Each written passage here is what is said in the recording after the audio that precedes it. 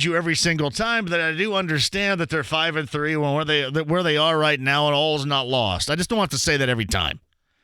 I mean, I know we're supposed to reset. I've been doing this for 15 stinking years. I know we got to reset and make sure everybody knows and all this, but you guys know where I stand right now. At 5-3, they are still directly in it. They are. We'll find out about Jacoby. I'm guessing going to miss Sunday, but I could be incredibly wrong about that. It's my guess. We'll find out about Jacoby. I thought Brian Hoyer, and Kelly kind of sparked the rally there. I was pretty happy. Had to be pretty happy. You realize that team, but we'll get back to the kicking in a minute. You realize that team should have been up 24-3 at the half, right?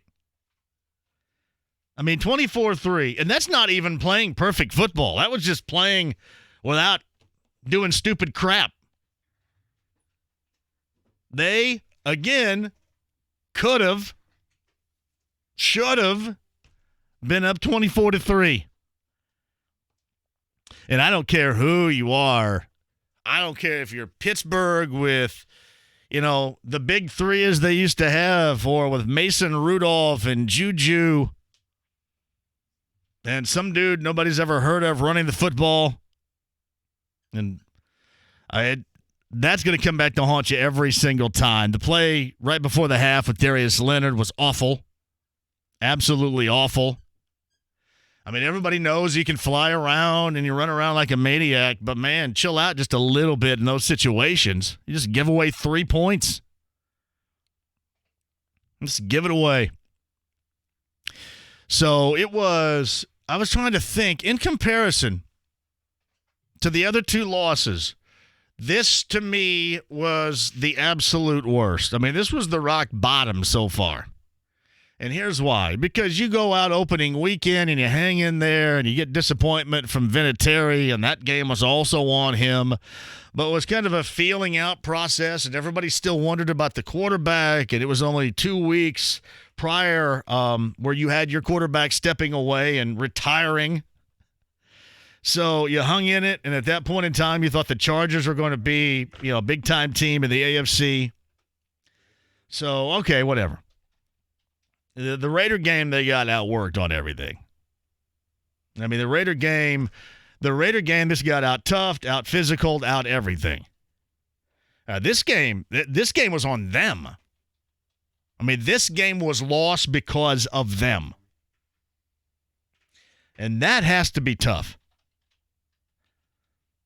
And I know not a lot of things sit with professional athletes. Not a lot of things sit because you don't have time to sit around and, woe was me. I wish I would have done this. I mean, you got to move on. They always say moving on to the next play. But at the same time, you can't do yourself like that. And now, essentially, the Colts have done themselves twice in the season. They're lucky to be 5-3. They have a couple of really good wins. But unfortunately, you start to erase those really couple of good wins by just these mind-numbing, what the hell's happening here losses. Had every opportunity to run away with it. I mean, just to stick it to Pittsburgh, too. And don't tell me you didn't want to see that team stick it to them. And I know that they're not a great football team, but Pittsburgh stinks. God, they suck. I know it's in Pittsburgh, and it's a tough place to play, but they suck. The quarterback sucks. I mean, they were ripe. You breathe life into them with that bad pass, and 96 yards later, you just can't do yourself. Stop doing yourself. I mean, this has to be the last of it. Because I don't know how many more do-overs you're going to have the opportunity. And you get all the options. I mean, look at all the options you have now within your own division. You've already beaten the team that sits by half game in front of you right now. And they got the bye week. You beat Miami, who just sucks beyond belief, even with their first win. I mean, you should be able to beat Miami next week with Kyle Udemark as quarterback. Seriously. You see that crap? I mean, it is set up, but that Steeler team was ripe, and now they're kind of lurking, right? At 4-4, you breathe new life into them. Now they think they're kind of good. Yeah, it was altogether disappointing. It was. I mean, it's one thing when you go back to week number 1 and you have Adam Vinatieri missing that, and we're all, basically having to debate all week long on what to do with him. That went into week number 2 and then continues moving forward. But when you do that, and it was across the board, Chester Rogers on the free kick, what in the hell? I don't know if I've ever seen that happen on a free kick. Have you? No. You ever seen anybody on a free kick? I don't know if I've ever seen it happen. But it happened yesterday, and it helped bury him. And they still had an opportunity. Think about all that crap they had to maneuver through. I mean, not only mind-numbing, ridiculous plays and decisions and calls. I mean, the officiating was awful. The game was just brutal to watch. I mean, seriously, when's the last time you saw a game that was really incredibly interesting, but really, I mean, on the outside, it just was an awful look. It was terrible. But, I mean, you're hanging with it. The officiating was awful all over the place. Mike Tomlin's throwing out challenges like he's throwing gum off a fire engine at the local parade for 4th of July. Somebody just want to go down there and shake the dude. They are not going to change the call. Have you pay attention? Somebody stop him, for God's sake. They're not going to change it. It's getting funny now. Anybody else, and I hate it because I feel this way, does anybody else have a really good feel for the whole challenging thing right now when it comes to that? Remember, we talked to Tony Dungy about this before the start of the season. He said, this is going to be so bad. It hasn't been as bad, I don't think, as – let me take that back. It's been really bad, but maybe I'm just getting used to it because I think I got a feel for it now. Unless it's 100% egregious. And they look back and they see somebody, pull out a chainsaw and wipe out somebody's shoulder with it, then more than likely it's not going to get reversed. And Mike Thomas is going, yeah, woo! All right. Here we get to do another one. How many times can I do this again? Oh, Steelers have life at 4-4. The Colts at 5-3. And everybody through 8 games going into this crapwater Miami game coming up on Sunday, everybody out there would have taken it. But you also allow yourself to look at what else could have happened, what else could transpire, how they could look not with a win over New England like the Ravens did last night, but you could be slotted in that category. I'm assuming right now, and I said this yesterday, I think, of the pregame show with Big Joe, I think most people out there kind of view the Colts like, and haven't watched them, and we do. Like, we watched them up close. We've watched what they did with Patrick Mahomes present. It wasn't playing against Matt Moore. And they went out and they went after Mahomes. They injured Mahomes. He was a shell of himself. I mean, they went out and they got that game on the road when we were all questioning things. I mean, impressive. That Houston win here was impressive. So not everybody has seen that. But I'm assuming that most people equate where the Colts are right now at 5-3 to being somewhat the charade that a lot of the NFL believes the Buffalo Bills to be at 6-2. And most people out there probably say, yeah, 6-2, whatever. In record only. Now, you represent your record, mind you. I just happen to think this Colts team is better than that. I think this Colts team plays down for whatever reason to its competition. This Colts team is making a lot of uncharacteristic mistakes that I know that Frank Reich isn't going to say anything about it, but you know the dude has to be screaming at some of this crap. Has to. They have to be going nuts over this. I mean, penalties, the offensive line looking the way that the offensive line looks. I mean, hell, the offensive line is like Adam Vinatieri One week he's going to win a game for you, and he's the AFC Special Teams Player of the Week. One week they're completely dominant, and all you get's Brian Baldinger videos of how great Quentin Nelson is. And then the next week, Quentin Nelson's getting pushed around by Hayward all over the field. And Costanzo is getting leveled. And don't even talk about the right side of it. It just seems like that they maybe not playing down to the competition, but for whatever reason, they don't have it at the level in which they are capable week after week, and I think that is worth some Q&A and some discussion and debate as to why. Because now you start that moment, right? You start that moment in a season where you're defining who you are. The Colts a year ago are kind of through a bad schedule, but whatever. You take advantage of what's in front of you. But they were starting to define themselves. I mean, things started all of a sudden to make sense and to be more frequent in occurrence with a higher level of play. They started that around this time. This time, maybe a week further, whatever. And they ended up with a really nice season. I mean, this can be an even better season still. I mean, nobody's going to write them off. I'm not trying to write them off. But this junk of doing yourself has to stop. And I wish I had an answer for all of you folks out there that want your pound of flesh and, the backhanded compliment, hey, he's the GOAT, but I'd cut him off like he's a long damn toenail. They're not going to do that way over there. It's just not going to happen. I'll be shocked. I would be shocked in this chair if it did. Part of it, actually all of it, I understand. The part that I understand that may help make sense for you is I sit here and I want to say how much better is it going to be, but that was a 43-yarder. I realize that, your satchel's probably up under your chin at that point in time because it's a game winner. It's in Pittsburgh. But, I mean, the crowd seemed to, be they were as deflated as we were watching this fest yesterday. Anybody agree? I mean, the crowd really didn't get in. They wouldn't sound like a Pittsburgh crowd. Like, hey, hurry up and get through all these penalties and these mistakes and these turnovers, and let's get the end result so we can get the hell out of Dodge here and figure out if we're 4-4 or if we're done or how many more challenges Mike Tomlin can go after. That's kind of what it felt like. Listen, I'm not a kicker.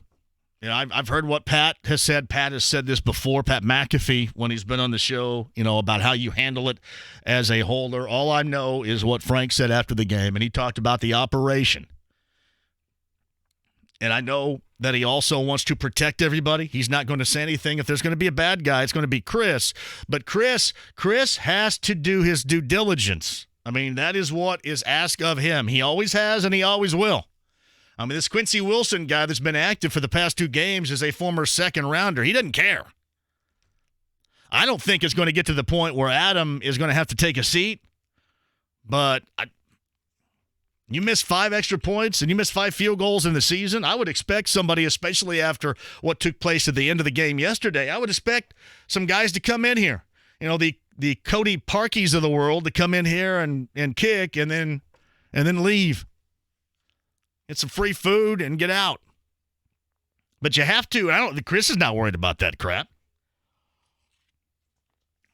I mean, hell, we could be all about it. Quincy Wilson, what a bust. I mean, hell, you're playing guys or you're dressing guys, and guys are active that, have been there for a couple of minutes, basically. But we can't discuss that. I want to discuss that with you at 239-1070. Email address at jmv at 1070thefan.com. This is not an all is lost Monday. This is you got to be blanking, kidding me, Monday while still understanding they're 5-3 and there's a lot to be done. They're still in a really good position, but man, you could have taken such advantage of yesterday and a Steeler team on the schedule. I mean, even without Antonio Brown and Le'Veon Bell, think about what the Steelers look like with Roethlisberger on the schedule. It was just, it was daunting. They were 1-5, now 1-6 against the Steelers, and this was a tremendous break. And you can't take advantage of it because you can't get out of your own way. I mean, this is a great break in the schedule. I know what Minnesota thought they were getting yesterday, right? Oh, yeah, we get to go to Arrowhead. They've lost 3 in a row. Matt Moore's the quarterback. Yeah, I know. But the Colts, it's not like the Colts didn't play like that. They should have been up 24-3. They were doing the work, but they kept untying their shoes and tripping over them at the same time. It was maddening. It was a maddening game to watch. You lose your quarterback. You're back up, again, 96-yard pickoff return for a touchdown is a very, very bad thing, and probably is the reason why the Steelers hung in there in the first place. I mean, that's it. You score right there. You may do some major damage if you score right there. I'm not going to suggest you put them away, but that one might have caught the right one, if you know what I mean. If they're getting kicked in the groin, that would at least caught one of them. But instead, you leave them hanging in there, and you just simply make more mistakes than they did. And that one's hard to swallow on a Monday, overreaction Monday or not. That one's hard to deal with, hard to cope with. All right, so Colts fans, go ahead and jump on at 239-1070. Email address at jmv at 1070thefan.com. You know how I feel about it. You know how I feel about the kicking situation. Like last night, the first thing I did, because I saw the laces out, and we all kind of joke, yeah, laces out. I hate Ace Ventura, by the way. And everybody, Ace Ventura. And I sent that out, and then everybody went nuts as if, well, you didn't see the rest of it. And he chunked it, he hit it fat or a chili dipper or whatever. And all I was doing was going by what Frank was saying afterwards. And Frank was talking about the entire operation. And when I watched Vinny, and I got to give credit where credit is due on this. I don't normally do it. But Wish TV Channel 8, they do a really good job of covering things right after the game. So they get to these guys and they talk to them. I think they do a really good job. I mean, kind of have to, because they don't have any programming to back them up. But that's what you have to do, to go to extra mile to give folks what they wouldn't necessarily have at that time. So big ups to Wish TV Channel 8. And I'm watching that at home, and I watched Frank say what he said, and then I saw their interview, or not just them, but everybody's interview with Adam. And I swear to you, Adam wanted to say, if Adam was being real, I think Adam wanted to say, not only was he really embarrassed about what's transpired, and he hates the fact that people are talking to him about this, but I think he also would like to say, well, the dude, I was staring right at the damn laces. This guy's not doing this. That guy's not doing that. He didn't do it. He didn't throw anybody under the bus, but it kind of felt like he would love to do it. Love to do it. But it just seems like when you got a guy that is struggling, and this is a struggle. I mean, he was an award winner last week in special teams. But make no mistake, this is a struggle for him, right? This is territory in which he has never covered in his life. And he's older, he's mature, it is real to him. He's not going to fire back on Twitter like that numbnuts did that got his ass fired in Cleveland. What's his name? Whitehead yesterday. But it sinks in, and for a guy with that level of pride, man, that stings. That stings. And if you're Frank Reich, you just got to keep patting him on the back, propping him up. I believe in you. I believe in you. He handled that situation late in the game, offensively, in a similar fashion that he did the week prior. The week prior was even further, and he knocked it home. Now, the week prior wasn't, on that crappy field in Pittsburgh outdoors with swirling wind or whatever. I don't know. It doesn't matter. I mean, hell, he could have been kicking into a damn hurricane. That thing still was going to go hard left like it did. With that in mind, 239-1070 coming up on the other side. The news from IMS today, I don't know. We're going to get Robin Miller on here at 5:30 today, because I don't think there's anybody in this market that can speak regarding this better and more knowledgeably than R can. I mean, he is absolutely built for this, perfect for it, and I want to get his thoughts, because on the surface, it looks like it's really cool to me. But you know me, I like opening up the gates anytime you can out there. I think it's fun. We'll ask R about that coming up at the 5 o'clock hour. Pacers a winner yesterday. We'll hit that if you like. More NFL. The close of week number 9 later on tonight has the Cowboys and the Giants in NY on Monday Night Football. But it's that, and it's Rick Vinatieri coming up at 4:30. Loaded phones. I'll get to you. I got stuff to give away. I'll tell you all about that. And we'll try to figure this thing out. Again, we always say this, and it's really easy, and I'm not trying to suggest that, this makes me some huge philosopher and everybody should follow me like the damn Pied Piper of knowledge here, but this team has always been described as can lose to anybody and can beat anybody. And really the horse's ass end of it was the one that we saw yesterday, and that's a bummer. Quick break. Back with you next. Diamonds Direct has an extra 20% off next weekend, November 15th to 17th. Plus, get special financing, November 15th to 17th, only at Diamonds Direct. Adam Vinatieri and the Colts kicking operation botched a go-ahead 43-yard field goal attempt with 1:14 remaining in a 26-24 loss to the Steelers at Heinz Field on Sunday. That robbed Indy fans of the win, as well as the cover for bettors who back the Colts as 1-point underdogs. With this Bet Indiana News update, I'm Kevin Bowen. The Colts gifted 3 turnovers, accounting for 17 Steelers points, and were flagged 7 times for 89 yards. While Brian Hoyer filled in pretty well for the injured Jacoby Brissett, Brissett's status looms large for the Colts. Indy opened as 13-point favorites yesterday for next week's home game against the Dolphins, and were bet down to -11 in early wagering. That's a long way from the 15.5-point spread odds makers were dealing on advanced lines last week, indicating the betting market is doubtful Brissett will go next week. On Monday Night Football, the Cowboys, coming off a Week 8 bye, are 6.5-point chalk at the Giants, as money on the underdog has moved the spread down from 7.5. This sports betting update has been brought to you by Bet Indiana News. Visit betindiananews.com for more sports betting coverage and insights. Hey, Big Joe for your trusted local independent American Standard Heating and Air Conditioning dealer, Kirby Heating and Air Conditioning. Robert Kirby says the dependability of American Standard products is not by accident. American Standard, they're doing more research and development. They have it tested in the field.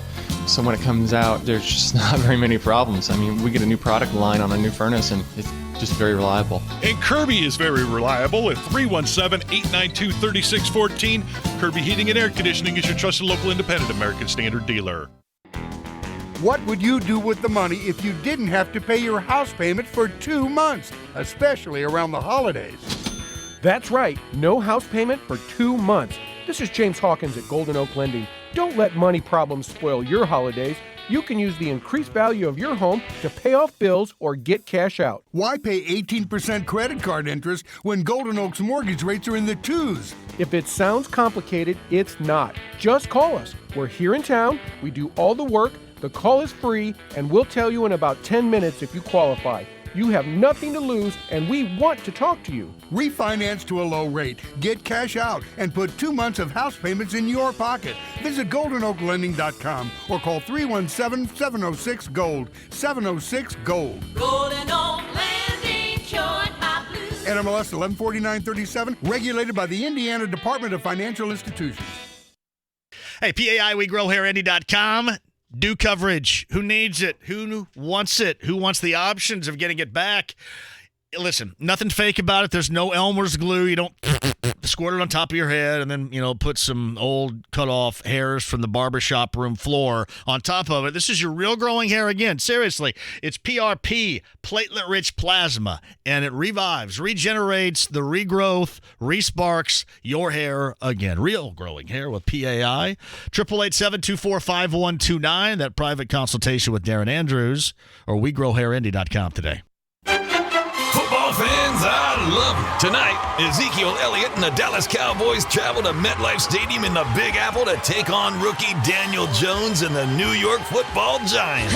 Don't get bogged down deciding on your Monday Night National Football League play by overthinking trends and irrelevant information that won't help you pick the winner. Sports Plus Network has the resources and knows the angles to make the right call. Plus, tonight's play is free. That's right, tonight's play is free. They know the winner. Get it for free by making the call to Sports Plus Network at 888-895-6555. The calls are free. The winner is free. And your profits are free. No hype, no hassle, no obligation. And don't forget, tonight's play is free. Get your Monday Night NFL move for free from Sports Plus Network. Call 888-895-6555. That's 888-895-6555. Hey, it's Dan Doggett here for Steffi Hadaway Insurance. Did you know that life insurance is the best way to give tax-free money to family and friends? It's the best way to give it to your favorite charities, nonprofit organizations, or your high school or college alma mater. Don't put off buying life insurance protection for another day. Give Mike Steffi and his team at Steffi Hadaway Insurance a call, 317-334-3743 today, or shiagency.com, and tell them Dan Dockage sent you. Hey, it's Chuck Jones from Bill Estes Chevrolet, and I'm here with TK. So excited about the football season with some hot new deals. Wait, football season's almost over. Not that football, TK. I'm talking about the real football. Just like these real deals. Up to $4,000 more for your trade, and Silverados from $199 a month. My football is real, but those deals sound pretty real too. Find new roads to Bill Estes Chevy or online at BillEstesChevy.com. Just ask for the real football deal. He means the TK deal. Hey, this is Dan Dockage for Steffi Hadaway Insurance. Did you know Steffi Hadaway sells life insurance? If you're like a lot of people and think you've waited too long or can't afford a life insurance policy, then you should talk to Mike Steffi and his team at Steffi Hadaway Insurance. They represent dozens of life insurance companies who can tailor a life insurance policy to meet your needs and fit your budget. Call Steffi Hadaway at 317-334-3743 today or shiagency.com. Chad and Tyler Peterman.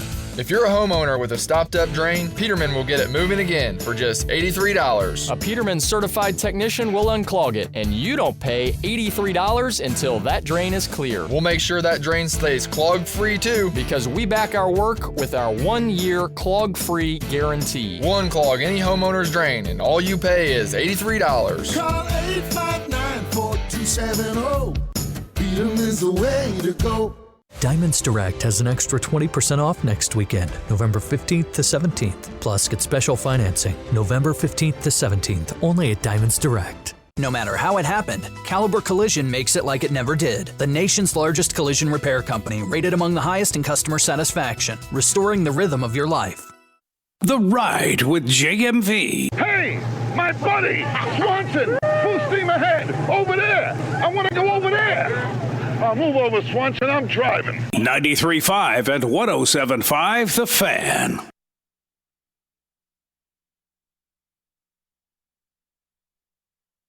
So the Colts now have a fresh set of downs to the 20-yard line. They're up by 7. They play action. Hoyer throws in the end zone, and it's picked off at the 5-yard line. Intercepted. It's Minkah Fitzpatrick. Fitzpatrick running down the far sideline, and he's going to go.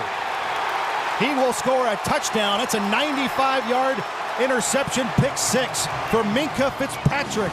The acquisition from the Miami Dolphins in September. That's his 4th interception of the season, and that is a house call. It goes 95 yards, and the Steelers get a defensive score, and they're an extra point away from tying the game.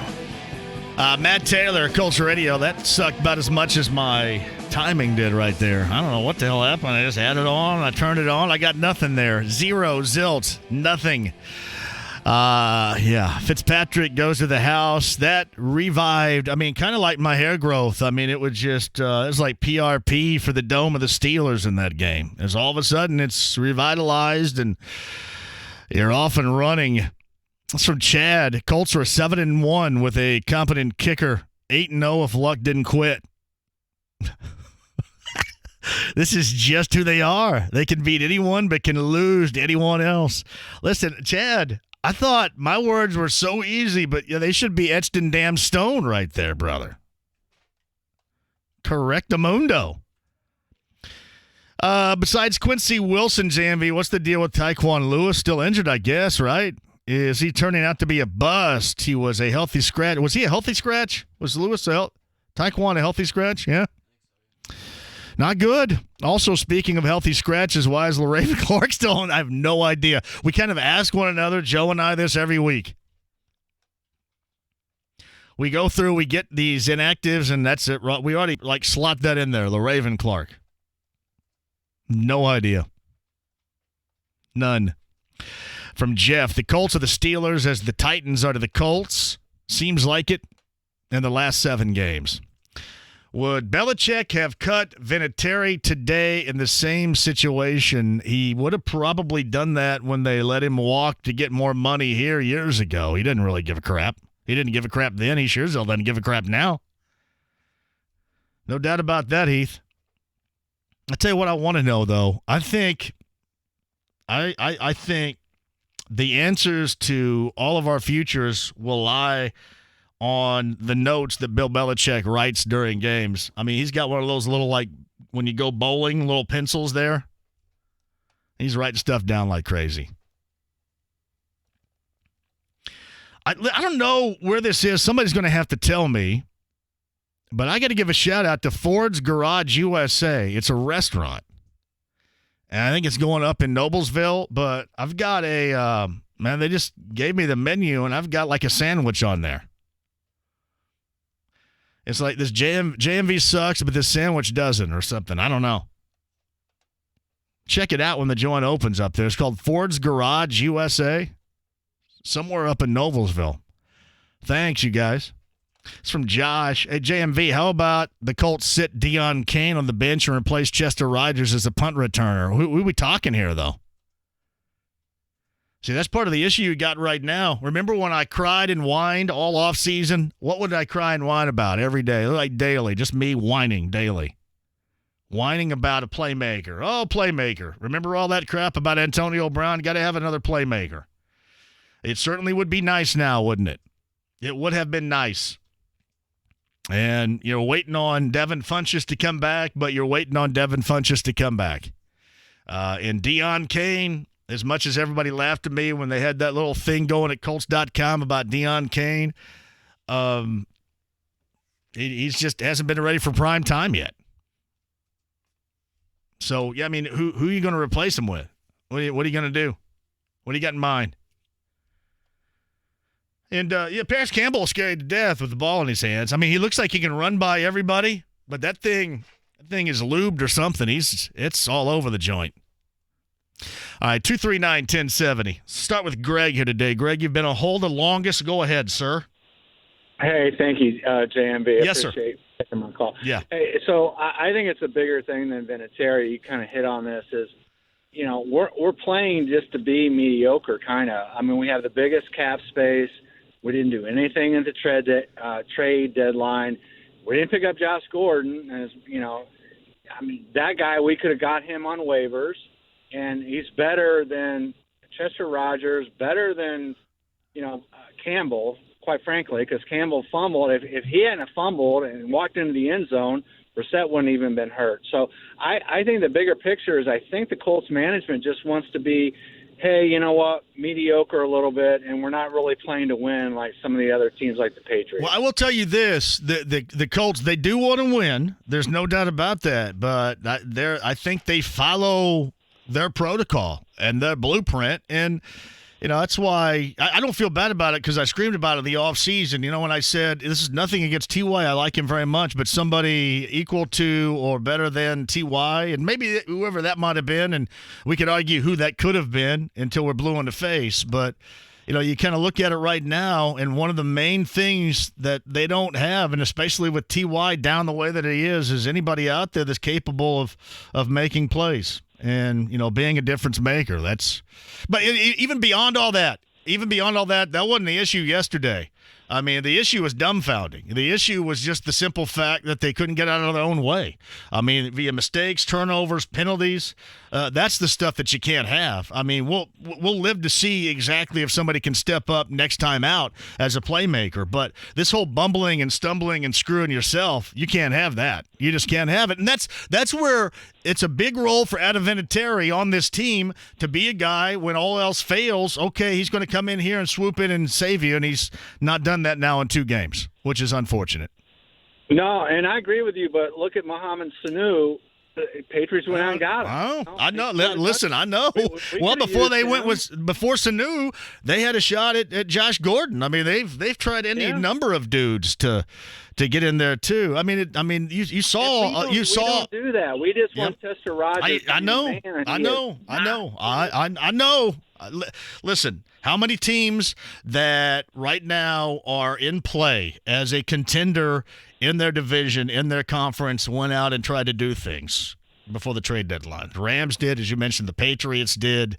The Eagles did. I mean, you had a lot of these teams trying to make some changes, I guess you could say Baltimore did in the secondary with Marcus Peters. I guess you could say that after last night, the way they looked. So you had a lot of these teams doing that, and the Colts chose not to. That's why I think it's a 4 to 5 year plan with them, which is ridiculous in the NFL. I just don't get it. Well, and the problem is, and thank you for the call, Greg. You call anytime. The problem is that most people out there right now, fans or the like, you don't have a 5-minute attention to detail before you're thinking about something else. Your attention span is gonzo when it comes to that. Ain't nobody waiting around for any 5 years. Listen. That's the path in which they chose. Michael says, are you going to get any royalties off that sandwich? See, the problem, Michael, is I don't know if they were allowed to do that, but I think it's cool. I don't know if somebody around here is probably going to break my stride on it a little bit. Well, we can't have that, but I think it's kind of cool. You guys can, ride on it when you go to this restaurant and say, yeah, man, this sandwich is a hell of a lot better than this crank. Great.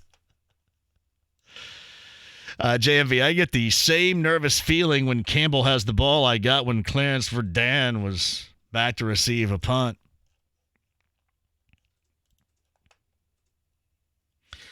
JMV, you need to change your show intro so that it includes Holy Hay from Matt. Yeah, there's a lot of negative in that bad boy today. I'd agree. JMV, after Miles went out and the Pacers got their first W, Twitter went crazy with, see, played better without Miles. That's so stupid. I mean, I don't care if you got me and Kyle and some of these non-playing dudes in this building right here, whether it's downstairs or upstairs or whatever. I mean, Cleveland, I love you, Dylan Winder, but the Cleveland team's not good enough. They shouldn't beat you at home. Do you see that Chicago team yesterday? I mean, come on. Come on. And the whole glue to this thing to get this back to 500 right now, it has been on the shoulders of Malcolm Brogdon. So what? You're going to change the mind? It's all Miles' problem, so now TJ Leaf is great by virtue of yesterday? I mean, come on, guys. Come on. Quick one. We'll come back. Aaron, Tony, Mark, Harriet, your calls, stuff to win. Rick Vinatieri, bottom of the 4. Robin Miller in the 5 o'clock hour. Back with you next. Don't stop. JMV's giving away Journey tickets all week. Call in for your chance to see Journey perform at the Ruoff Home Mortgage Center next summer. Dan Doggett here for Family Leisure. Family Leisure has become one of the most successful leisure product retailers in the country, in part because of a simple philosophy. Treat our customers and suppliers better than how we'd like to be treated. They have everything you need to enjoy life and your family outside your home or inside. From your patio to your deck to spas to pools to game tables and furniture, they offer great quality products at the lowest prices, along with unmatched product knowledge and service. Family Leisure, Pendleton Pike in Oakland and Road, or online at familyleisure.com. Hello, John here for Connecticut Water. Who out there needs the best water? Who wants the best water? I've got the best water. Well, wait a minute. Not actually me, but I can direct you to the best water, and that's Connecticut. Joe, John, and Dennis have the best water. If you don't have it right now, you don't have the best. And let me tell you, there's a difference.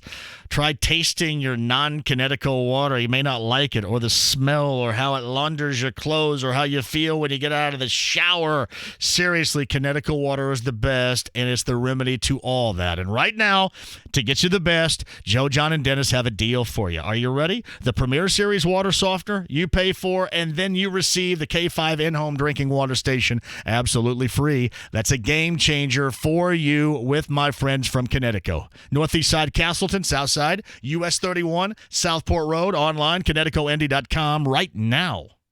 Head to Twin Peaks, the ultimate sports lodge where everything's been raised to a higher elevation. Games on huge screens, scratch food bursting from the best kitchen in sports, and something on the menu to satisfy every fan's appetite. Enjoy the shareable items for the table, and of course, Twin Peaks' full-service bar features a huge selection of draft beers, purposefully served at a teeth-chattering 29 degrees in mugs so cold you can see the ice crystals. Head for Twin Peaks. Eats, drinks, scenic views. 82nd Street and I-69. Here's a quick rundown of what's going on at Arby's every day from 2 to 5 p.m. and after 9 p.m. Each of our sliders are $1. The warm cookies are $1. The soda is $1. The shakes $1. The parking free. The drive-thru paved. The curly fries $1. The ketchup all you can eat.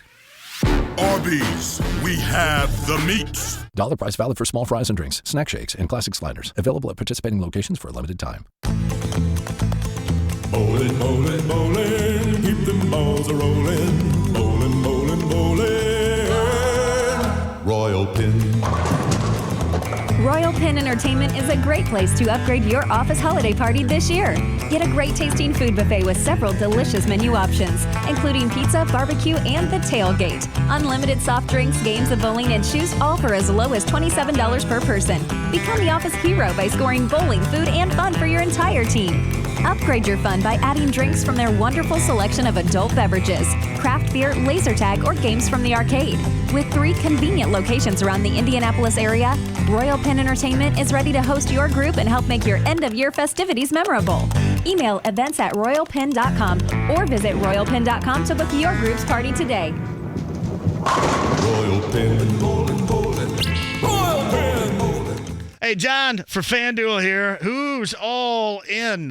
You guys are ready? LSU, Alabama facing off. FanDuel is giving you the chance to get an even bigger win when you bet on the game. Sign up with the promo code JMV. It's so easy. The promo code is JMV. And bet up to $5 on the LSU, Alabama money line. If your bet wins, FanDuel Sportsbook will pay out your bet in site credit at 25-1 odds. Just sign up using promo code JMV to qualify. And with FanDuel Sportsbook, there's plenty more to bet on, too.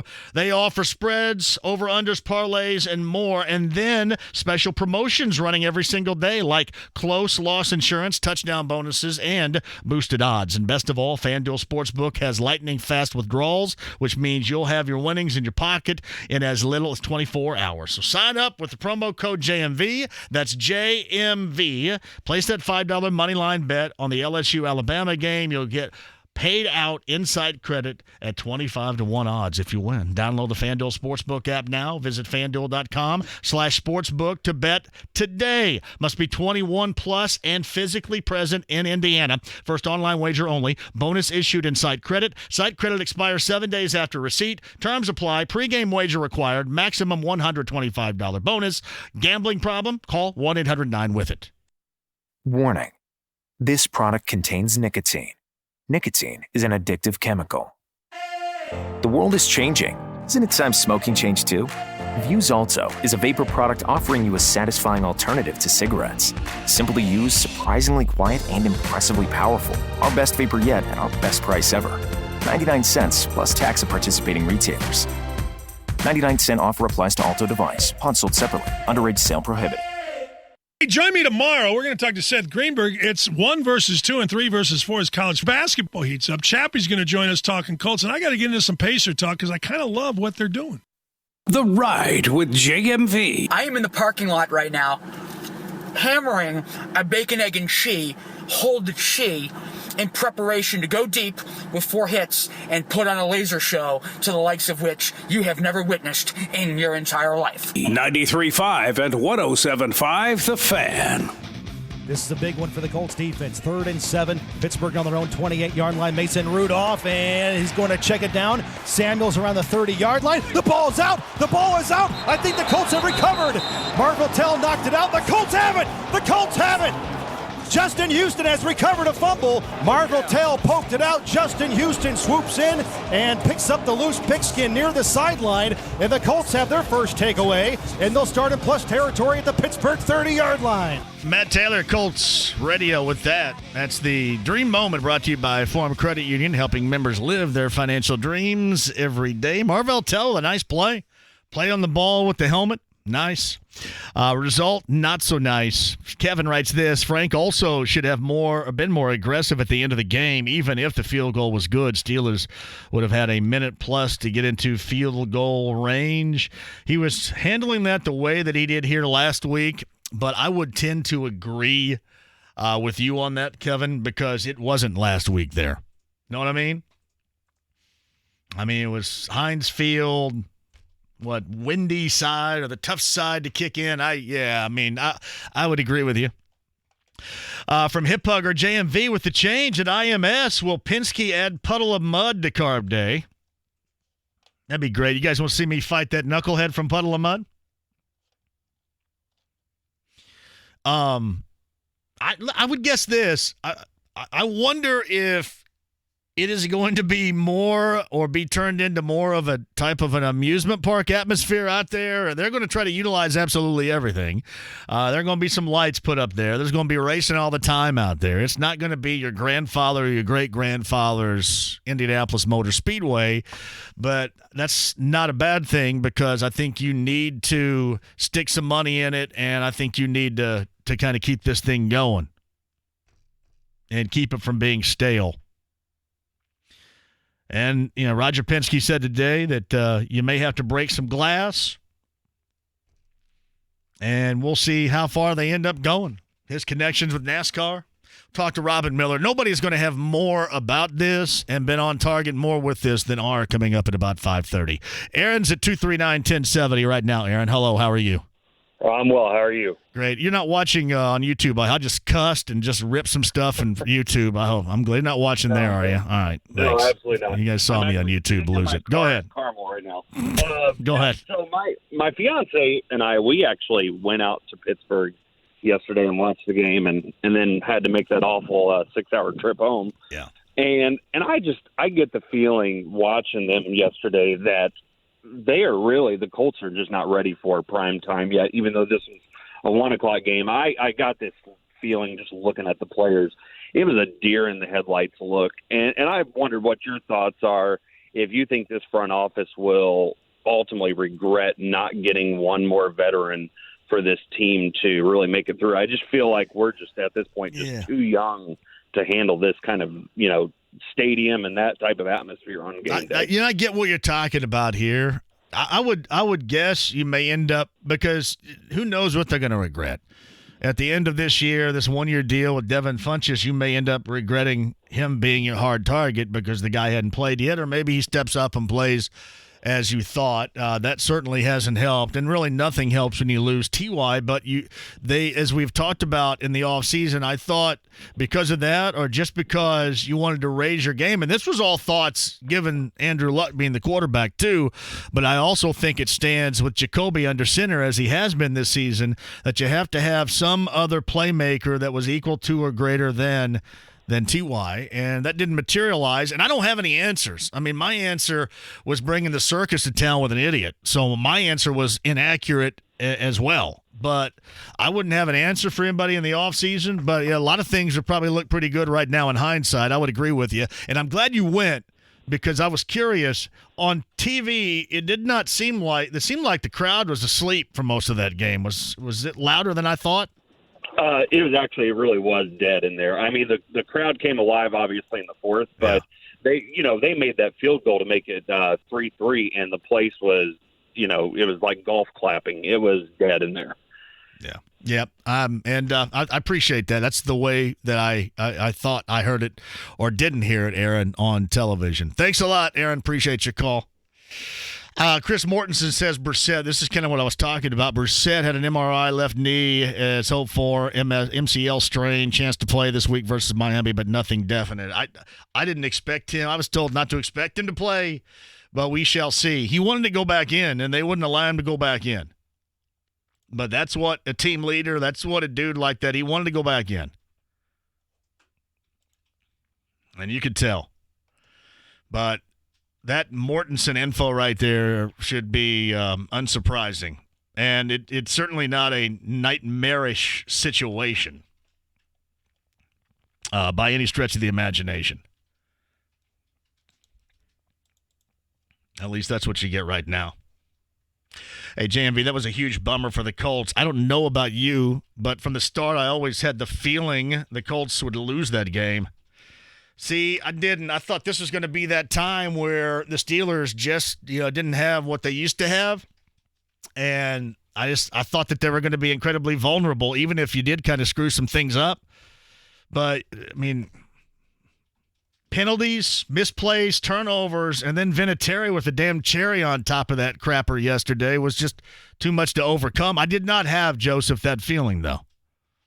I thought ultimately they could overcome it. Speaking of the kicker, Tony's at 239-1070 right now. Hello, Tony. How are you?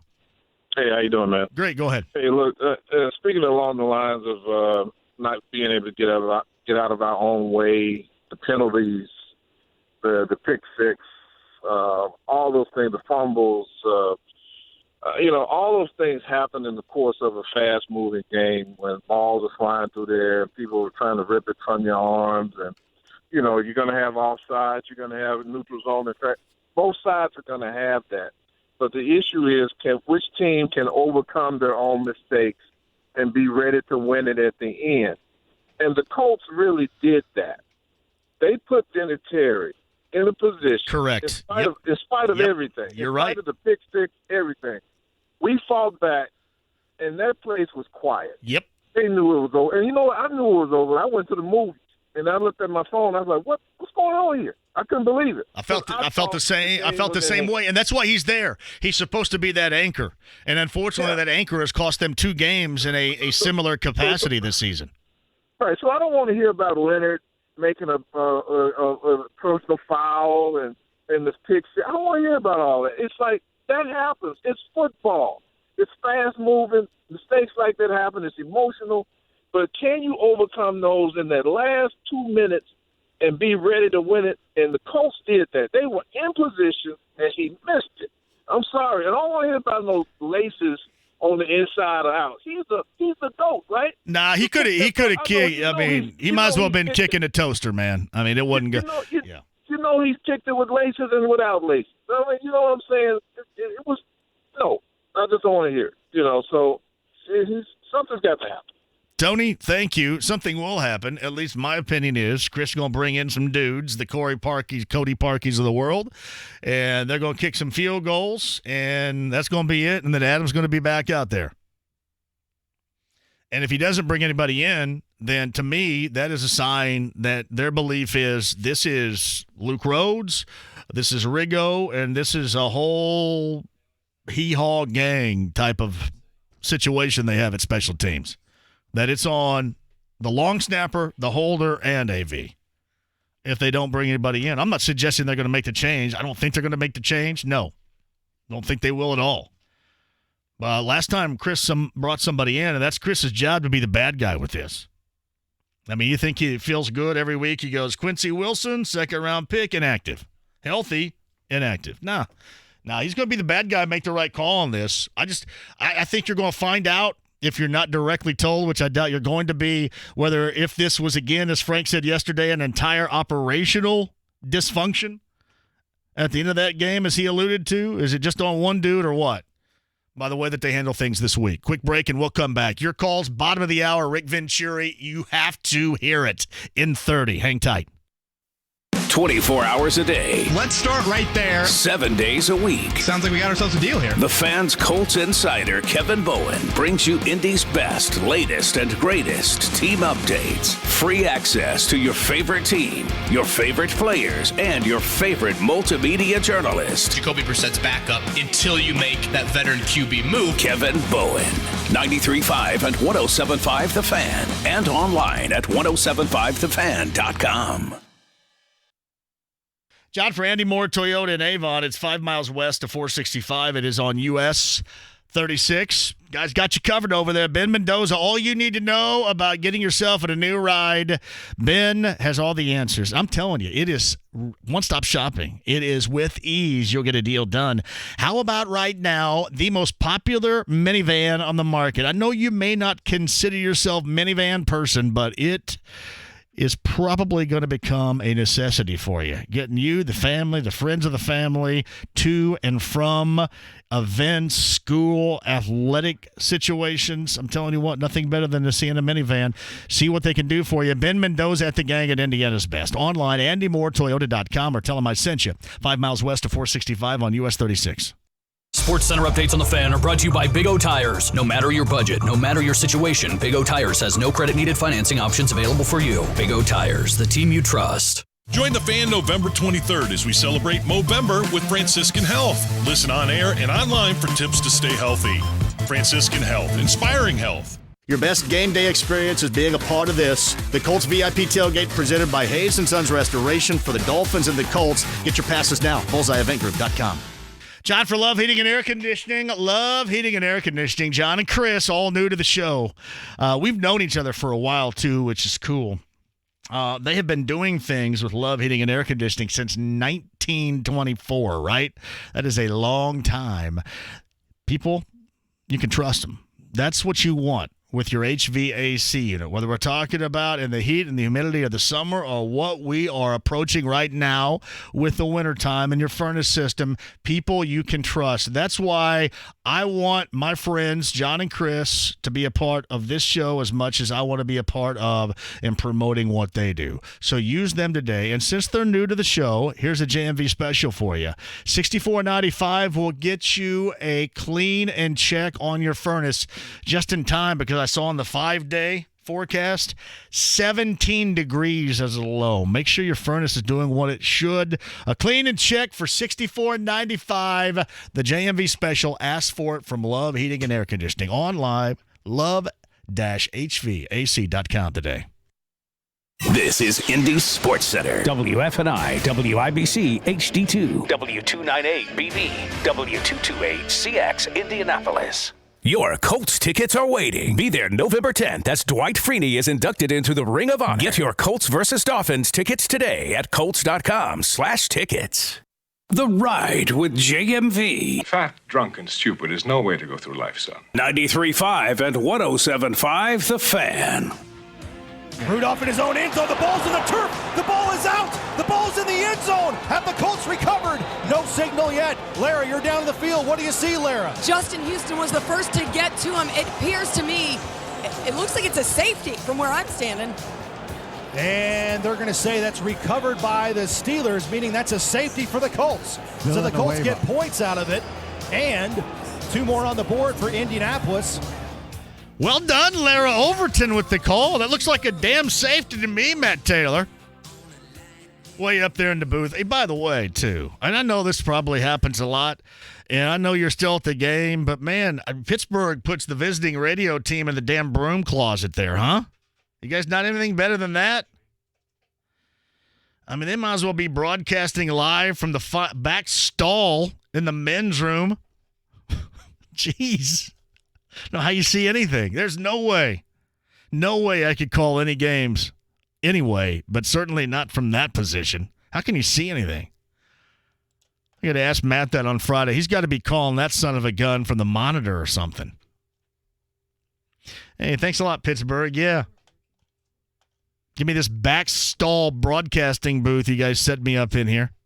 Well done, though, Lara. Colts radio with the call right there. Colts lose yesterday. Everybody's mad. Everybody's pounding their fist. All second-guessing, all angry at the kicker. It's your normal Monday disappointing loss extravaganza on this show. 26-24. My mom's called me this morning all mad. I didn't even watch the Pacers. I said, what did the Pacers do to you? Pacers didn't do anything to you. I didn't even watch the Pacers. I was so pissed. Pacers didn't do anything. I'm going to have to get a shirt like Domas had yesterday because he didn't play. Domas got a sweet shirt on with some clothing company from Paris. I don't know. Did you see it? I'm going to get a shirt just like that.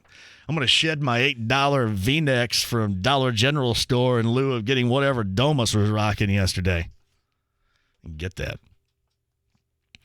JMV, was it just me watching it on TV, or were the officials just awful yesterday? No, they were awful. They were equal opportunity awful. Don't get me wrong on that, Matt, but they were awful. They've been awful this year, and they create more. They create more than what they judge. And this whole, by now, if you do not understand that if you challenge and try to get something reversed that wasn't called, you try to get it turned into a call on a PI, something like that, that somebody better be getting run over before the ball gets there by a truck, because you're not going to get that call unless that takes place. It's going to have to be something that is as egregious as what took place in the NFC title game. My man Mike Tomlin was just tossing around yesterday like crazy. Like flinging around. I'm going to challenge this, challenge that. Everything. And like the second one, I thought he probably could win. But in this world in which we live right now of the fact they're just not going to change these things. Did you guys notice yesterday, Gene Steratore wanted no part of breaking down those calls? None. Zero.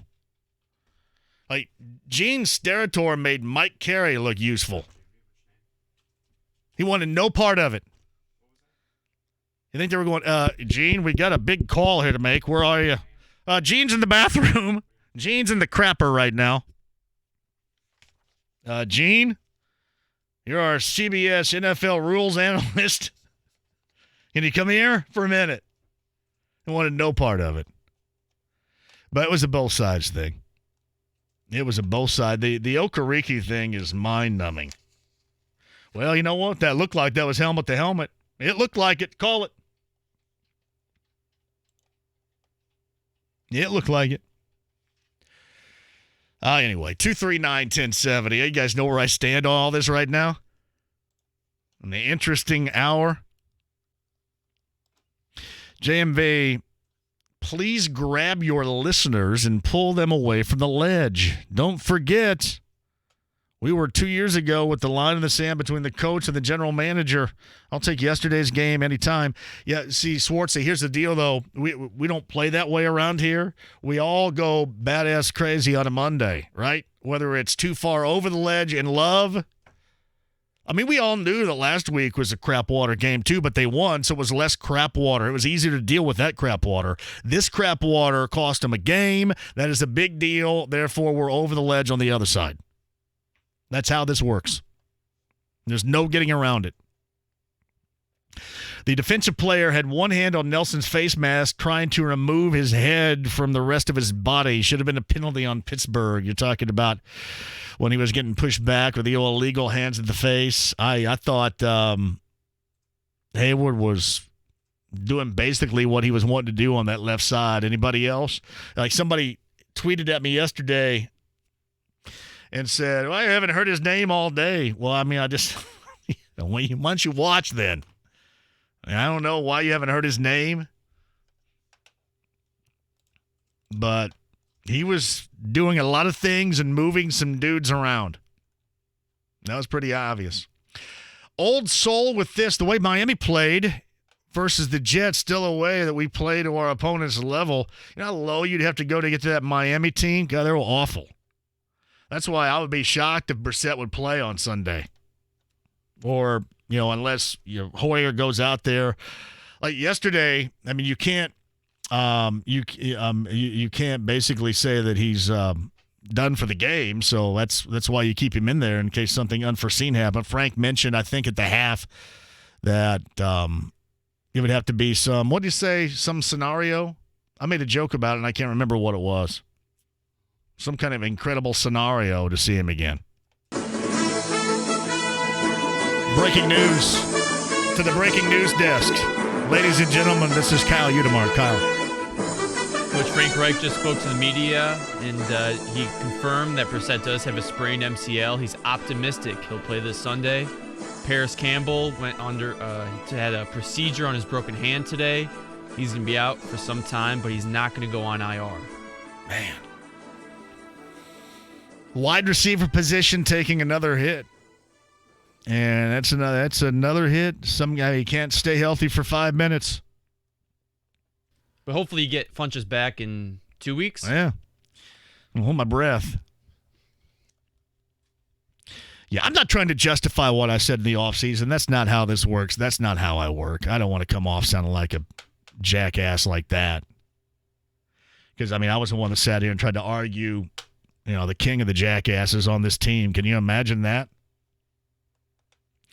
Different set of circumstances. Imagine where this wide receiving core would be. Last year we talked about Dontrell Inman, where this wide receiving core would be without him. Where would it be this year without Zach Pascal? That's something to think about, too. I mean, he has saved it, much like Dontrell Inman did midseason a year ago. He saved it this year for sure. Well, that's good and expected news on Jacoby. So we assume Chad Kelly goes up to the active roster. Then everybody later on this week tells me how he needs to be playing in the game on Sunday about 5 minutes in to the first quarter. What do you think of Brian Hoyer? I thought Brian Hoyer was okay. He was better than okay. The problem is that was such a wart, that 96-yarder that basically took points away from you and revived a team and put that team in the game when they were about ready to be taken out. It's hard to get past that wart. I mean, that's a wart on the end of your nose. The performance's nose had a huge wart on it. Now, as a guy that probably has taken very few, if at any, reps over the course of the last month plus, I mean, he hung in there. He came back from it. But listen, you can't have that happen. That can't happen. As much as Adam Vinatieri can't miss that kick, and as much as Rigo can't have the laces staring at him like it's a damn stare-down contest, as much as you can't miss a 43-yarder if you're the GOAT, greatest of all time, clutch, no matter what you're kicking there at the end of that game, because you're there, you're the anchor, you're to save the team in that situation. As much as all that, you can't throw that pass and that you have to come away with points there. It was like last night, that muffed punt, you were breathing life into the Patriots, and you didn't want to if you were watching the Ravens and the Patriots last night. I mean, you got to take away their will. You at least got to try to get through. Who knows how that would have gone. But, yeah, 96 yards. I mean, the crowd was basically asleep. You woke them up. Yeah, it's bad. Every bit as good as he was and positive as he was stepping in there, that equates to it equally bad side. You can't get around it. That's just it's a mistake you can't have. I don't care who's quarterbacking. JMV, how was the PI when the ball wasn't even catchable? I'm telling you, man. That's why I said I gave you credit. Heath, I said that, yeah, that should have been one that you could reverse. You're going to have to run over the receiver with a truck before the ball gets there. I mean, that's what everybody has learned right now. Have you guys not all learned that? It has to be beyond egregious. And you're right, the ball was not even in the frame. Was not even in the frame. But it has to be NFC title game, Saints, Rams egregious. It just does. And that's what we all understand now. Like Mike Tomlin's, I'm going to challenge this. I'm going to challenge that. Challenge. Oh, man. That sucked yesterday. Manny at 239-1070. What you got, sir? Hey, JMV, how you doing, man? Well, you know what? I'm a little pissed right now because my son got on my iPad and jacked it all up. So I'm going to go home and have to ground some ass, too. That's what's going to have to happen. Jacked it all up. On top of everything else with our coach moving. At least it's not porn, so it could be worse. But, yes, go ahead. Hey, man, I just want to shed a little light on our Colts, man. You know, I mean, we watch the games and we get so invested in it. You know what I'm saying? I just take solace in the knowing that we got a team here in Indianapolis that we can root for, regardless if it's the agony of defeat and the thrill of victory. We so much on edge when they lose, but we right there with them when they win. I'm not a fair weather friend. I'm with them when they win, when they lose.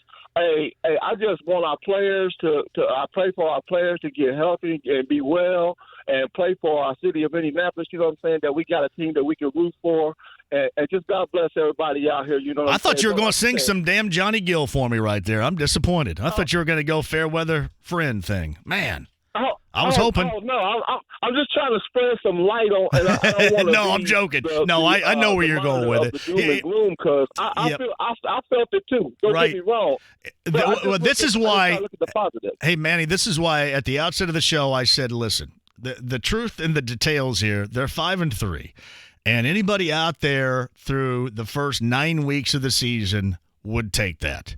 But let's talk about what transpired yesterday. And, there was a hell of a lot more negative than there was positive. So I wanted everybody to know that at the beginning. That is all understood. But we have to talk about, unfortunately, a lot of negatives. And for a team that should have been up 24-3 and should now only have 2 losses, really should only have 1, it brings up the shoulda, coulda, woulda, and that's what Mondays are for following an NFL game. I, as a fan, understand that, but I'm just praying for our players, man. You know what I'm saying? It is a contact sport. You know what I'm saying? They putting themselves out there on the line. You know what I'm saying? And I'm just trying to spread a little light. You know what I'm saying? I mean, even through the doom and gloom. You know what I'm saying? Manny, you call anytime because we all need a little sunshine in our life. Manny, you call anytime.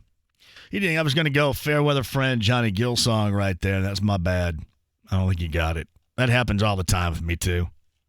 I do that with my with the girls during drop-off line sports in the morning. They have no idea what I'm talking about. I tried to explain we built this city by Starship the other day, a little music 101, and not only did they not know what I was talking about, they had zero interest. Much like here between 3 and 6 every day. Weird. Line 4 is Mark at 239-1070. Mark, have at it. What's up? Hey, what's up, brother? He needs to pray for my pockets. I lost a dime on that game last night. Woo, man. Let's pump the brakes on Vinny, okay? The game should have been over when Hoyer threw that interception. If he connects on that, that's a touchdown. We don't think we're at Steelers Stadium. We think we're at the Pirates game, okay? They were quiet, okay? The penalties from the last 2 games with Detroit or Denver and yesterday, okay? Darius Leonard, you can't make those mistakes, okay? Paris Campbell was in the end zone. I don't know if he hit a pothole or what, and he tripped, okay? The mistakes. Chester Rogers, he cannot make that drop right there. The only person who's killing the Colts are the Colts themselves. Yeah, exactly. You're exactly right, and that's what's so mind-numbing about this. But the thing on Adam is this: he's supposed to be your anchor guy. You got to be able to count on him. I mean, he's going, okay, all this crap has happened. A 96-yarder for a touch, pick 6, quarterback's down, bad plays, Darius Leonard before the half. All this has transpired, but you still have from 43 a chance to put this thing away and do something for the second time since 2008. And then when that doesn't happen, and he's had the issues, mind you, Mark, that he's had this year, that's going to be all on his shoulders. This is the way that it is. And I love Frank, and he could have bet him against Denver, okay? And he tried to gamble again. And I love Frank.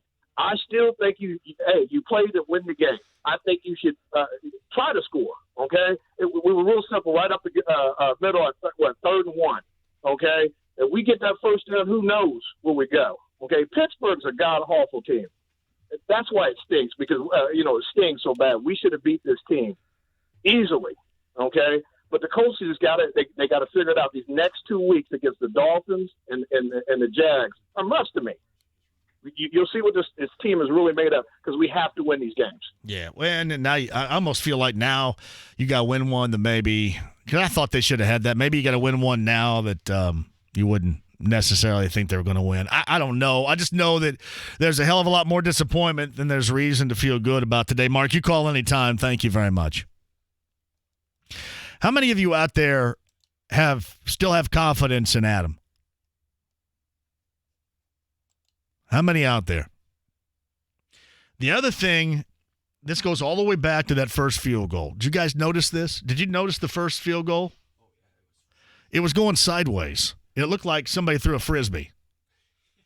It was going sideways. The thing that I haven't figured out, and I want somebody to tell me over there, the thing I haven't figured out is if they believe that a lot of these issues, as Frank mentioned yesterday, is operational, with just everything in special teams in mind, are all on the kicker. Frank Reich says it was a fluke. I saw Hagan just quote that. Let me read from Holder's Twitter account. Frank Reich calls the field goal situation a fluke in terms of Vinatieri catching the laces. Reich, who was a Holder for many years, was adamant that it does impact the kick. will not impact his approach toward using Vinatieri. Again, that's what Frank has to say. Chris Ballard has different circumstances altogether.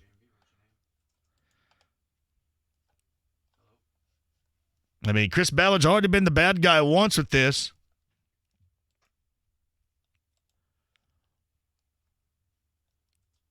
Thank you for the wart being the perfect analogy. The 96-yarder, can you imagine if that didn't take place? We'd all be Hoyer. It'd be Hoyer City here today. Hoyer this and Hoyer that. Everybody would be, and then that took place, and that pretty much sucked the life out of all the other positive that he did. It truly did. And it's not fair, but I'm sorry. It's the way that you look at it. He did a great job of coming back from it. A great job of coming back from it. Put them in position. Put them in position where they should have won. But, man, when you don't, it's magnified. Michael says change the holder. I mean, what about the long snapper? I just cannot see a scenario where they trade out Adam Vinatieri for Cody Parkey free agent dude. I don't see it. I don't see that happening. Anybody else? Hey, Harriet, you've been on hold for a while. Go ahead. Join us, please. How are you? I'm good. I want to talk about Vinny. Okay.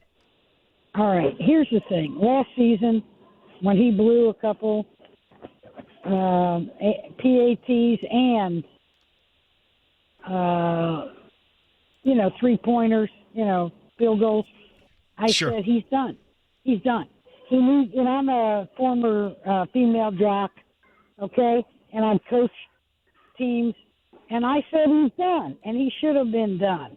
And I was right. I love the guy. He's a Hall of Famer. He deserves it. But he's not reliable. And when you're not reliable in that job, you need to go, and you need to go on the top of your game. Now he's going to go out on the bottom. And that's just not a good thing for anybody. And we'll give it to him. The snap was bad, and the hold was bad. It really was. But still, Vinatieri, his MO is, I can put it in every time. And now that's not the case. And when you get to that point, you need to go. You need to go out. At 46 in this game, why go out at the bottom instead of leaving at the height of your game? That's my question to you. Harriet, thank you very much. Harriet's broadcasting live from a torture chamber right there. People screaming in the background there.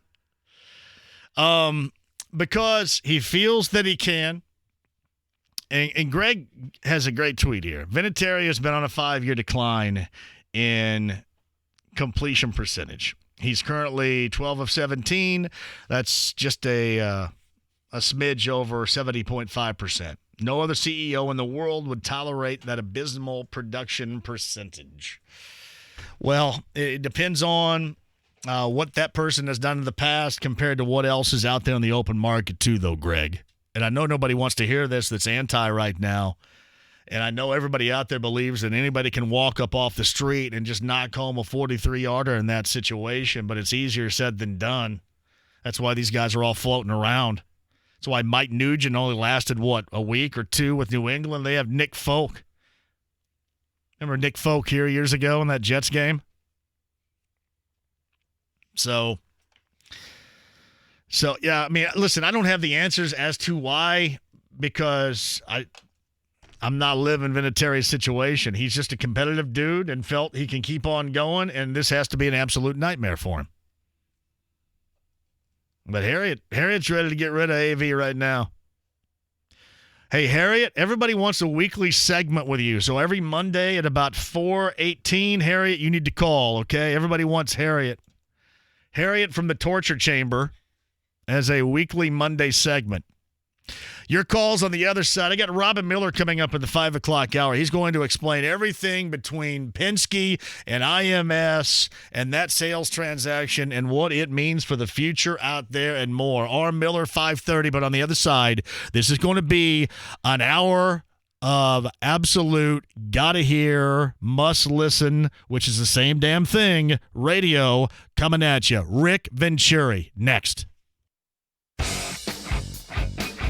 This is the Colts Review on 93.5 and 107.5 The Fan. Here's Casey Vallier with today's report, live from the Power Home Solar Radio Studio. Welcome into the Colts Review, proudly presented by First Financial Bank, member FDIC. At First Financial Bank, we go beyond banking by putting you first. Learn more at bankitfirst.com. The Colts fell to the Steelers in Pittsburgh yesterday, 26-24, and moved to 5-3 on the season. The Colts committed some costly penalties in the loss, and we'll hear from Frank Reich next. At First Financial Bank, we understand all businesses are different. Whatever your need, our diversified offering of loan and financing solutions can help you take your business to the next level. As a preferred lender of small business administration, we can find the right resources for you to expand your business, purchase equipment, or refinance debt. Call Mark today at 317-237-1511. That's 317-237-1511. First Financial Bank, member FDIC. All loans subject to credit approval. The Colts were best in the league 3 weeks ago in the penalty department, but yesterday was similar to the Broncos game where the Colts committed some costly penalties. Yesterday, the total was 7, and that went for 89 yards, and Frank Reich spoke about that after the game. There's too many penalties, which is really disappointing because that's something we pride ourselves on. Too many penalties that hurt us bad. So those are the things that we need to clean up for next week. They will try to get those corrected for Sunday when the Dolphins come to town, and that was your Colts Review, proudly presented by First Financial Bank. Member FDIC. At First Financial Bank, we go beyond banking by putting you first. Learn more at bankitfirst.com. At Twin Peaks, fans love a barrel-aged bourbon poured over a handmade ice ball or one of their classic whiskey cocktails like the Sazerac or the Tennessee Stud. Twin Peaks, eats, drinks, scenic views. Sarah's complex is right here, Riverstone Apartments. Do you have the gate code? No. Do you have the gate code? No, just follow that guy's car in. We can beat the gates. Good call. Whoa, these things are really fast. No matter how it happened, Caliber Collision makes it like it never did. Church Brothers Collision Repair is now Caliber Collision across the greater Indianapolis area. New name, great people, same high standards. Restoring the rhythm of your life. Caliber Collision. How do we get your car out of here? I don't know. Do you have the gate code? Unlike Football Fanatic Guy who cheers shirtless in the winter, most of us are not fans of being cold. So this winter, if you have furnace problems, call the home team at 1 Hour Heating and Air Conditioning. They're going to send out expert technicians that'll help you determine if it's time for a new system. Oh, and if you happen to be Football Fanatic Guy, you just keep doing your thing, okay? In the meantime, I'll tell you that a furnace's lifespan is usually about 16 years, give or take. And if you're hearing clunking noises or other strange sounds, that could mean your furnace is on the way out. But 1 Hour is home to some of the best trained techs in the business, and they can suggest a new high-efficiency system that will fit your home and family's needs. And make sure you ask them about financing plans that work comfortably with your monthly budget. Right now, we'll give you a free 10-year parts and labor warranty with a brand new heating and air conditioning system. My friends over at 1 Hour are offering a special right now, which I just told you about, the free 10-year parts and labor warranty with a new heating and air conditioning system. Make sure you call them at 855-1-HOUR. 855-1-HOUR. Terms and conditions may apply. Call for details. License 800-10668. Hey, it's JMV, and I'm here with Rick DeMolling, Indianapolis professional football player. So, Rick, I saw your before picture on We Grow Hair Indy's website, and I cannot believe your results already. Yeah, it's only been 4 months, and I'm absolutely loving it. You know what? For me, too. I just needed to restore the hair in my crown area. And my hair is growing through the top of my head and with a new hairline. Well, that's because you choose PAI. It's WeGrowHairIndy.com. It's not a one-size-fits-all solution thing. At PAI, all the solutions that work, they do.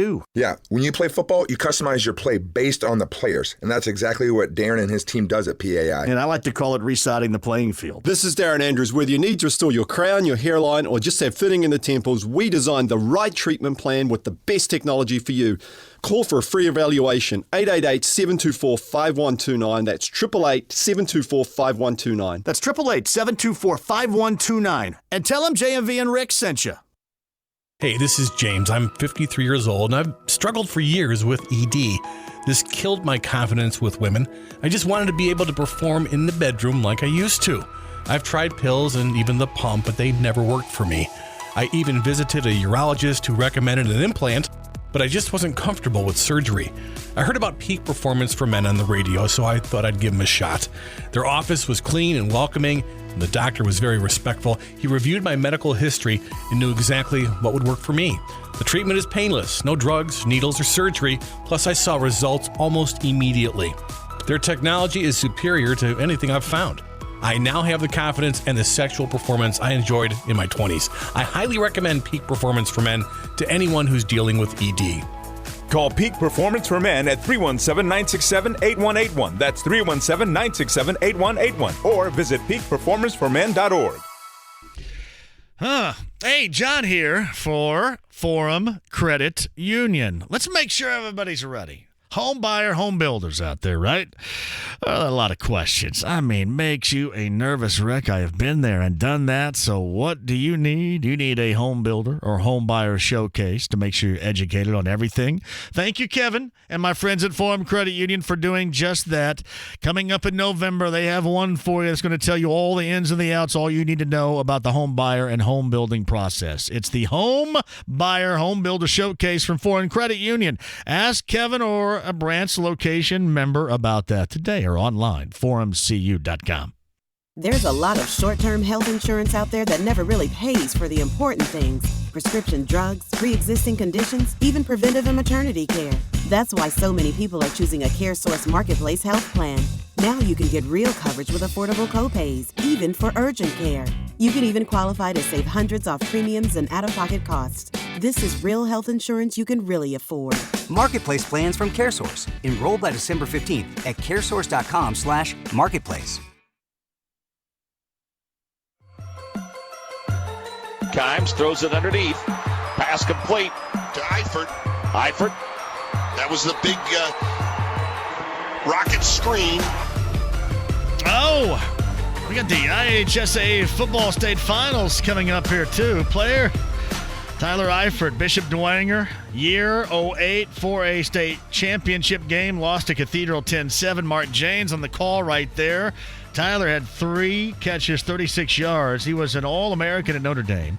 First-round selection in the draft by the Bengals, has become one of their top receivers.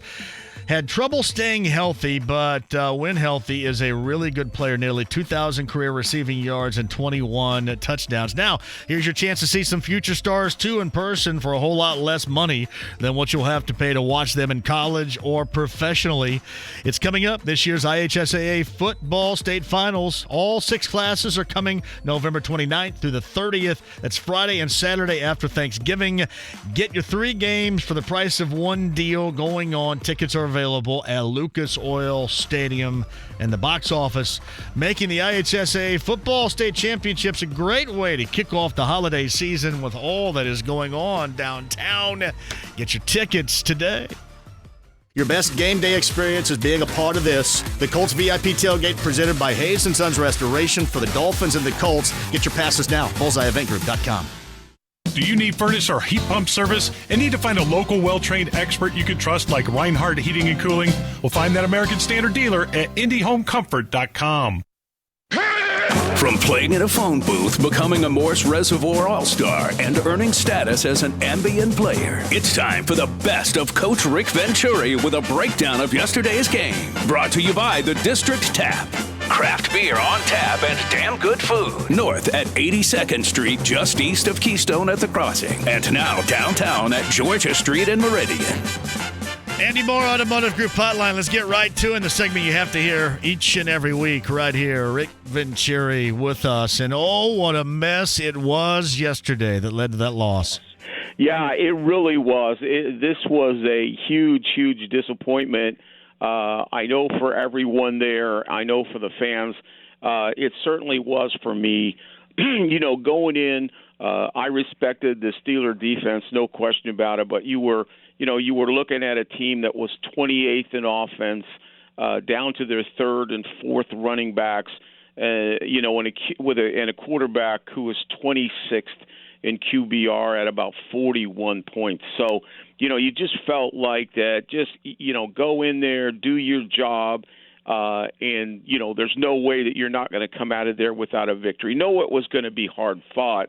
And I think the disappointment is in the way it was lost. It wasn't that the whole game was a disaster. I mean, when you look at some of the numbers are really pretty good. They're real good on defense, and even some of the numbers aren't terrible on offense. But it's the negative plays. It's the big mistakes, the big breakdowns physically and mentally in no critical situations that made it so tough. And in the end of the day, John, the Steelers did exactly what they do. They get after your quarterback, and they take the ball away. And that was, and going in, that, but they basically validated that. And, in a sense, we did just enough to lose the game. The disappointing factor is that, and Kevin Bowen always says this week after week after week, is that we always play down to the level of competition. I said on the show Sunday morning with you, I said, it doesn't matter if we play Lombardi's Packers or we play Jones Junior High. It's going to be a one-score game, no matter what. We can't pull away from anybody, and we just can't absolutely destroy somebody. And so, at the end of the day, we have been playing with fire. We've played 3, really poor football games against the Raiders, against Denver, and now against Pittsburgh, all teams with tremendous deficiency, and we're 1-2 in that situation. So, I guess in some ways we can be thankful that we're still 5-3 instead of 4-4, because that's a huge difference. I think we'll take the 5-3 and build from it. But again, just played with fire and really couldn't get it done. That was the disappointing element for me. And some of the, some of the silly mistakes, the breakdowns, critical situations, I think, and we'll get into this, we can get into it offensively and defensively specifically, but, some of our guys, and this is the last 2 weeks now, some of our guys that, our stars, our folk heroes around here really did not play well at all and really hurt us in this game. That's Costanzo, that's Nelson, and Leonard. They really, really hurt us in this game. So, and it was a little bit that way last week. So, all of a sudden, it's 9 sacks in 2 weeks. Those kinds of things, it's just like, how's that happening? Leonard, penalties, not playing the run worth a damn. Now, I've been saying that for weeks because he makes plays, but he's very, very soft on the running game, and you saw that 40-yard run go right at him.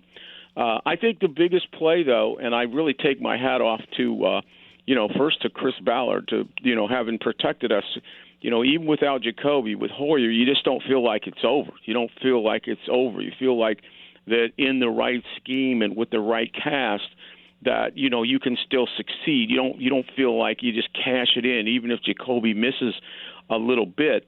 But the 3 touchdowns coming off the bench, I was really good.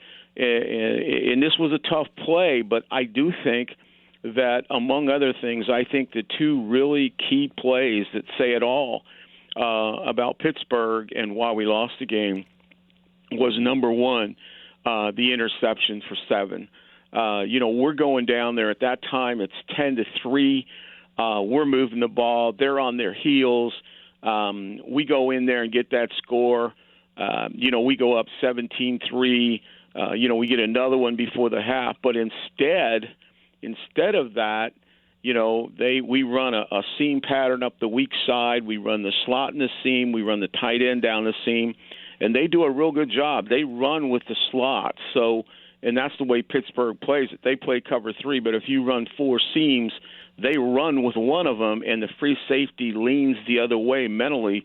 And so Fitzpatrick was leaning that way all the way, and you would have had to throw a laser in there. If they would have taken the Z instead of running an out and maybe ran a 4-go, they might have at least got the corner, but the corner also fell back in and constricted a little bit, and you couldn't even back fade it was because the corner was there. So, when he threw that in there, and then all of a sudden it goes 10-10, then we go down and score, miss the freaking extra point. I mean, this is ridiculous. And it's 16, but, it's 16-10. But at that point, I text you and I say, this game should be 27-3 right now. It should be, it really should be. It should be 28-3. It should be a 4-1 game. And then to add insult to injury, we got them stopped. They're almost running out the clock, and Leonard comes over and does the stupid thing and gives them 3. So, instead of 28-3, it's 16-13. And basically when you're an underdog, like Pittsburgh was, and I say this every week. I say this when we're an underdog. If you give an underdog a chance to hang in there, when basically they're being outplayed, but they're still hanging in there, you got trouble on your hands. And, basically that's what we did. We let them hang in there in that first half when we should have just knocked them out of there. Like I said, instead of 24-3, it's 16-13. And then in a sense, they really win the second half. And I think the other key play in the game, there's a lot of them, and I can go through all of them, but the other key play is the miss of the 4th and 4. I think, the fourth down stuff starting to catch up with us, too, the last 2 weeks. Because those averages are going to equal out after a while. That's not a perfect world on that analytics. And that 4th and 4, in one case they took it away. Like I said, Pittsburgh takes it away.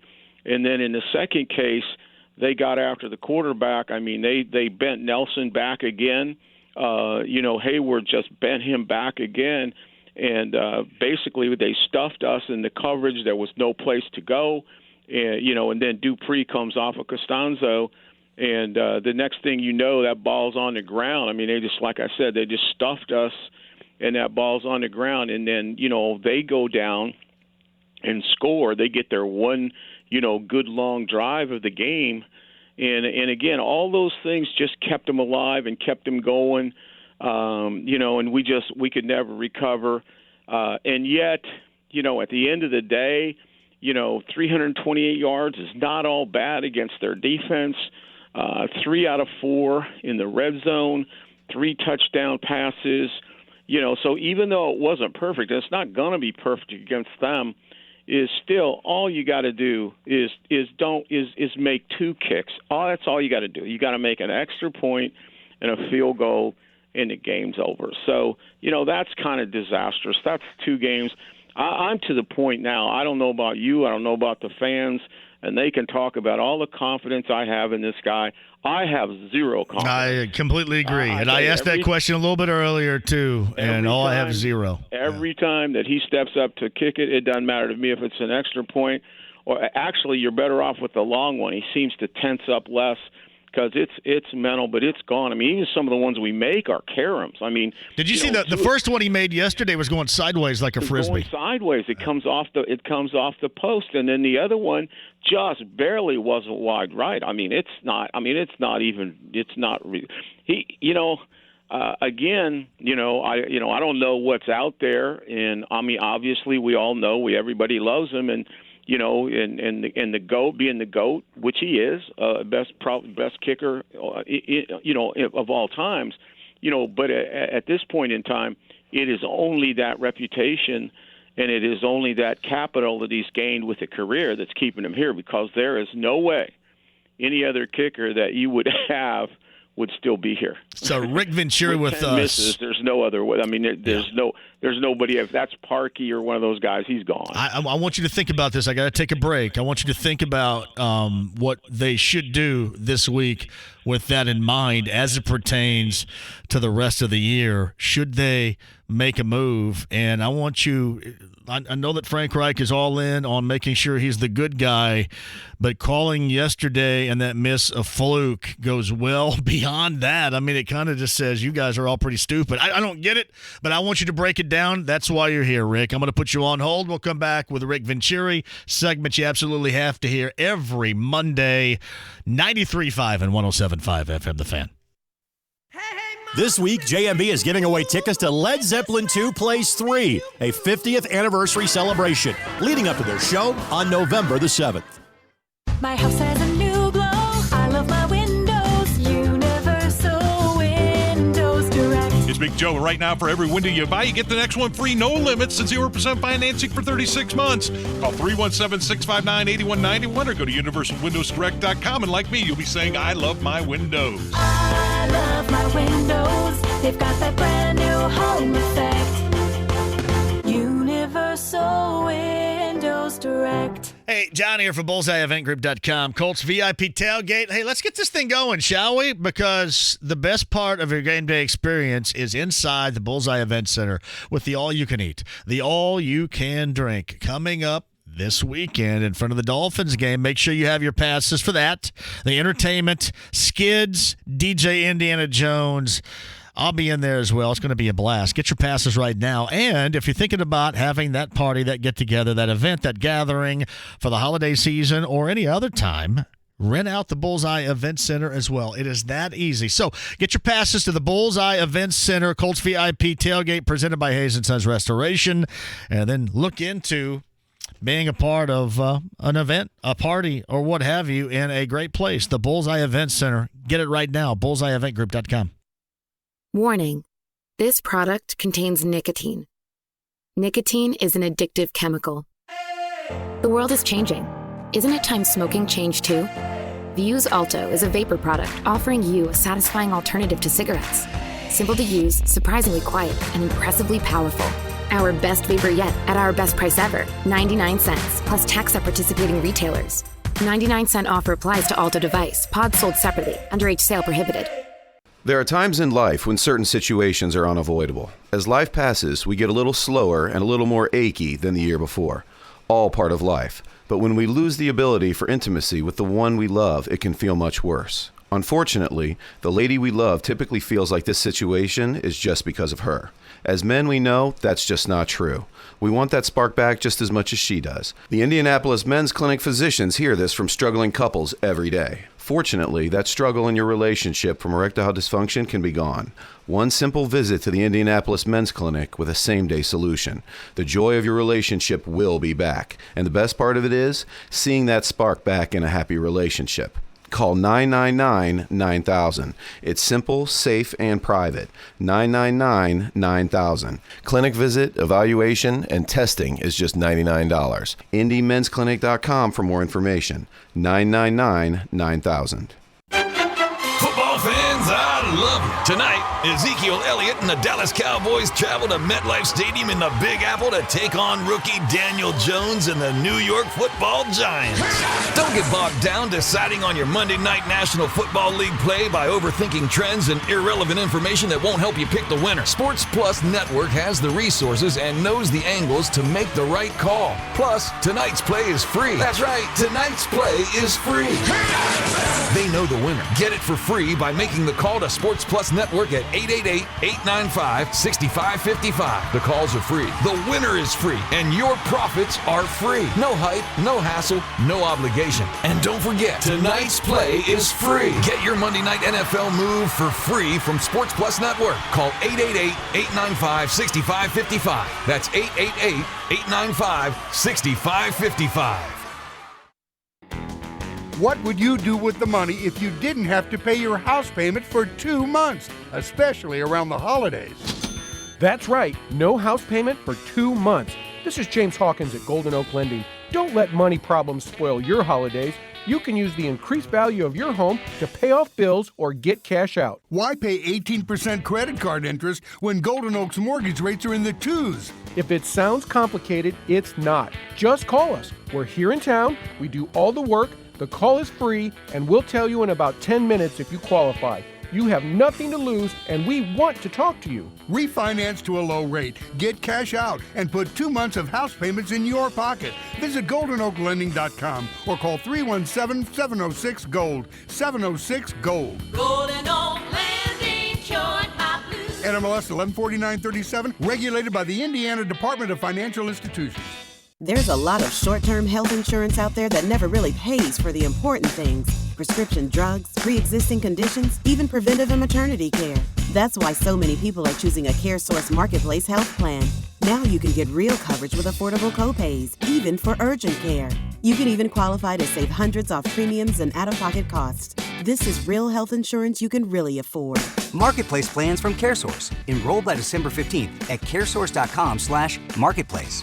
Place your sports bets at BetRivers.com, offering competitive odds on game lines, futures, and prop bets. With 50-plus in-game bets on pro football games. Make bets while the game is being played, like who will score next, how will the current drive finish. You will earn rewards for every bet you place with our innovative loyalty program. Sign up now. We'll match your first deposit up to $250 using one of our 12 deposit methods. More bets, better odds, more action. Place your sports bets at BetRivers.com. Must be 21 or over to play. Gambling problem? Call 1-800-9-WITH-IT. Playable only in Indiana. No matter how it happened, Caliber Collision makes it like it never did. The nation's largest collision repair company, rated among the highest in customer satisfaction, restoring the rhythm of your life.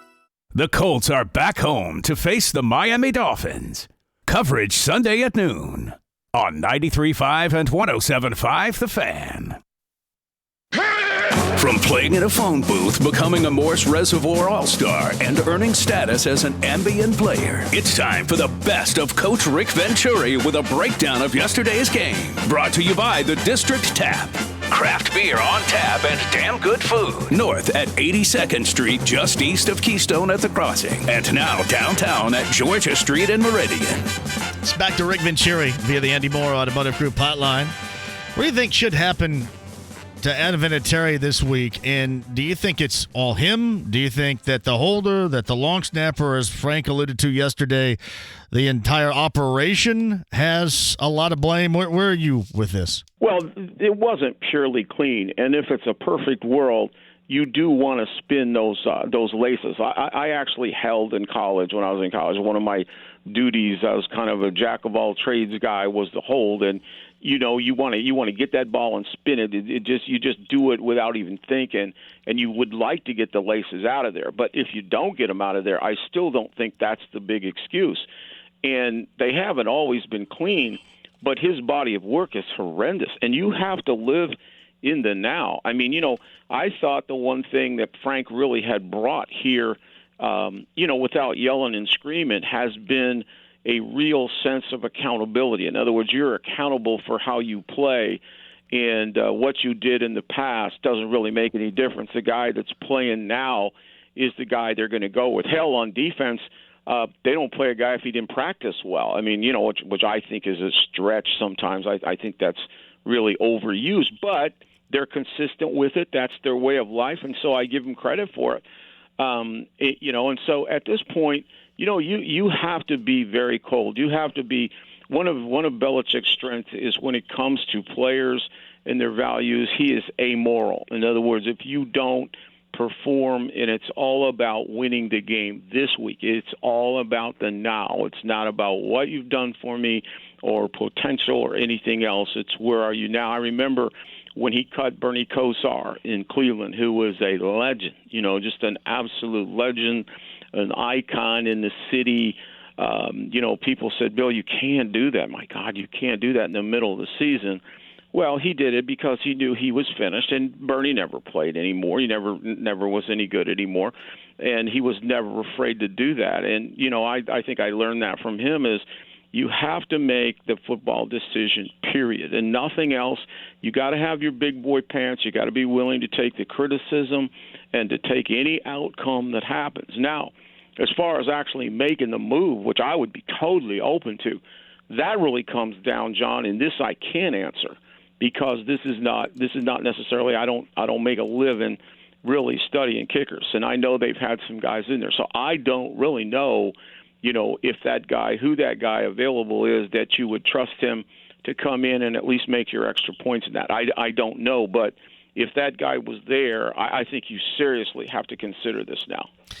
Yeah, I thought maybe they would do what they did last time out when this got a little bit thick and they bring some guys in and then not do anything. But when Frank mentioned operation and then kind of back that up with it just being a fluke today, that I wouldn't expect them to bring anybody in this week. They're not going to do anything, but that not do anything, but certainly brought somebody in early this season. Keep losing games, and then we'll wonder about that. And that's certainly been an issue. You have 4 points despite all the things I can talk about, pluses and minuses.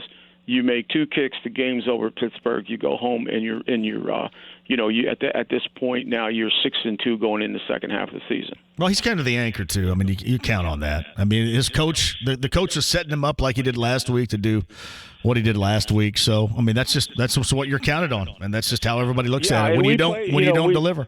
Both teams played. The game played out exactly like it did last week. And Mike Tomlin is a lot like Fangio. They're really defensive-minded guys, and neither guy has an offense he can trust at all. I mean, at all. They're terrible offenses. And so he plays not to lose on offense. They don't take many shots. They're very careful. They're willing to punt it. If they get behind in the count, they're not going to mess it up. If they get down in there and it's 3rd and 8, they'll run it and go for a field goal. They played not to lose at the end. They really didn't even try to move it, and it would have worked. Except when you do that, you're always one play away from disaster, and they were just killing us actually. And then we got the PI call on Nelson, and that got us down there really. Other than that, I mean, those last 2 series, they were just gashing us. I mean, they were killing our offensive line again. And Mack, you got to throw Mack in there this week because he missed 2 blitz pickups. I mean, he missed 2. This looked like we did in 2017. To be honest with you, I was just so disappointed in that. I mean, Costanzo gets beat, Smitty gets beat, and I knew that was going to happen. Smitty was not going to handle Watt all day.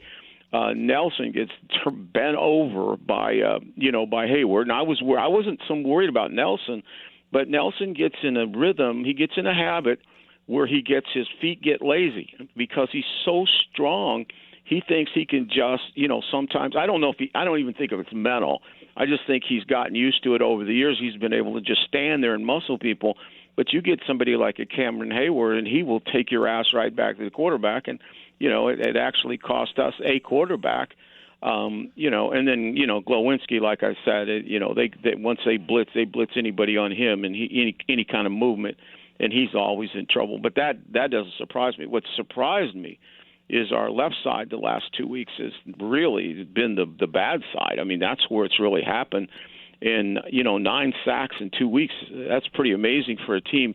They gave up, 8 all season last year or something. I mean, it was really unbelievable, really, in that regard. And those are the kinds of things that kill us. Like I said, in terms of offense, 328 is not terrible against the Steelers. 3 touchdown passes. If you get the 4 points that you should on the kicking game, you end up with 27. And obviously you take 1 away from the Steelers, which they scored on defense, and that's how you should win the game. You should win at 27 and keep their offense under 20, and you should win the game. But, getting behind in the count, missing kicks, the penalty before the half by Leonard, which was ridiculous, which gave him a 3. As good as our defense played, and our defense, I mean, you got to like the numbers. Of course, we're in the valley of death now when it comes to the offenses we're playing against. I said these are defensive coaches' resume games. I mean, but, we held them basically under 20, really legitimately more around 17 to 14. 3 red zone stops, which is great. That's become our signature. It's not so much field defense. It's the red zone, and and that's so important. You hear me do the preseason commentary, and I'll go on the pulpit on this. I mean, if you can play red zone defense, it doesn't matter. You're gonna be in every game to win it. And we've now had 8 red zone stops in 3 weeks. We started off slow, but we're right back. We're moving way up. That's 3 red zone stops Sunday, and that's 8 over 3 weeks. We had the big 4th and 1 stop. I thought Shear did a hell of a job on that shovel. 2 turnovers. We got the tip ball off of them. McKinney got back in there and got it. And then Tell had a good hit. He simply knocked that ball out there late that Houston got. And then we got a safety. We actually added the 2 points to it. So, that stuff is definitely good enough to win. And yet, when you're playing a poor offense, you really almost have to shut them out. I mean, they do get after the 4th and 4. They go on a drive. They go down and score the 1-7. Of course, Leonard helps it with another penalty. That one I wasn't as high on that sideline shot there. I didn't think so. I thought the first one was legit. The second one, I think that you might as well play touch football after a while on that. But they got that. And then when they needed to move it to get 3 at the end, they get, again, another big ball on Yassin. I mean, he's really, right now, he's got that red light blinking on his helmet, and then they got that PI. So they got 2 big plays to get 3 and 7. So, that was there. I thought, in terms of evaluating the defense, I thought that Kenny Moore and Walker just played really, really good, which they do week after week. We keep hearing about Leonard and Okereke, and the guy that plays football, the guy that plays contact football is Walker. Walker is the guy that is all over the field along with Kenny. Kenny is the little big man. He is really tough, and he can play. 99, Houston has given us 6 sacks now. This is what we hope to get from him. Obviously the big one was on a real good player. He was able to get on Villanueva, and I thought he could, and he did, and he got the big sack. And that quarterback holds the ball. He really lacks awareness. But I think Sheard in Houston has given us ball. I think Willis plays really good on a tight end and really good around the box. And the other guy who's done a good job, and they've kind of played him differently. We always thought of him as a true free safety, and I think it's good for him. I think it's going to make him better. I think Hooker's played really tough around the box. And, and I think Tell is really, and I know it was kind of a picky interference call. I mean, you're not going to overturn it, but, he's in pretty good position. He gets a turnover.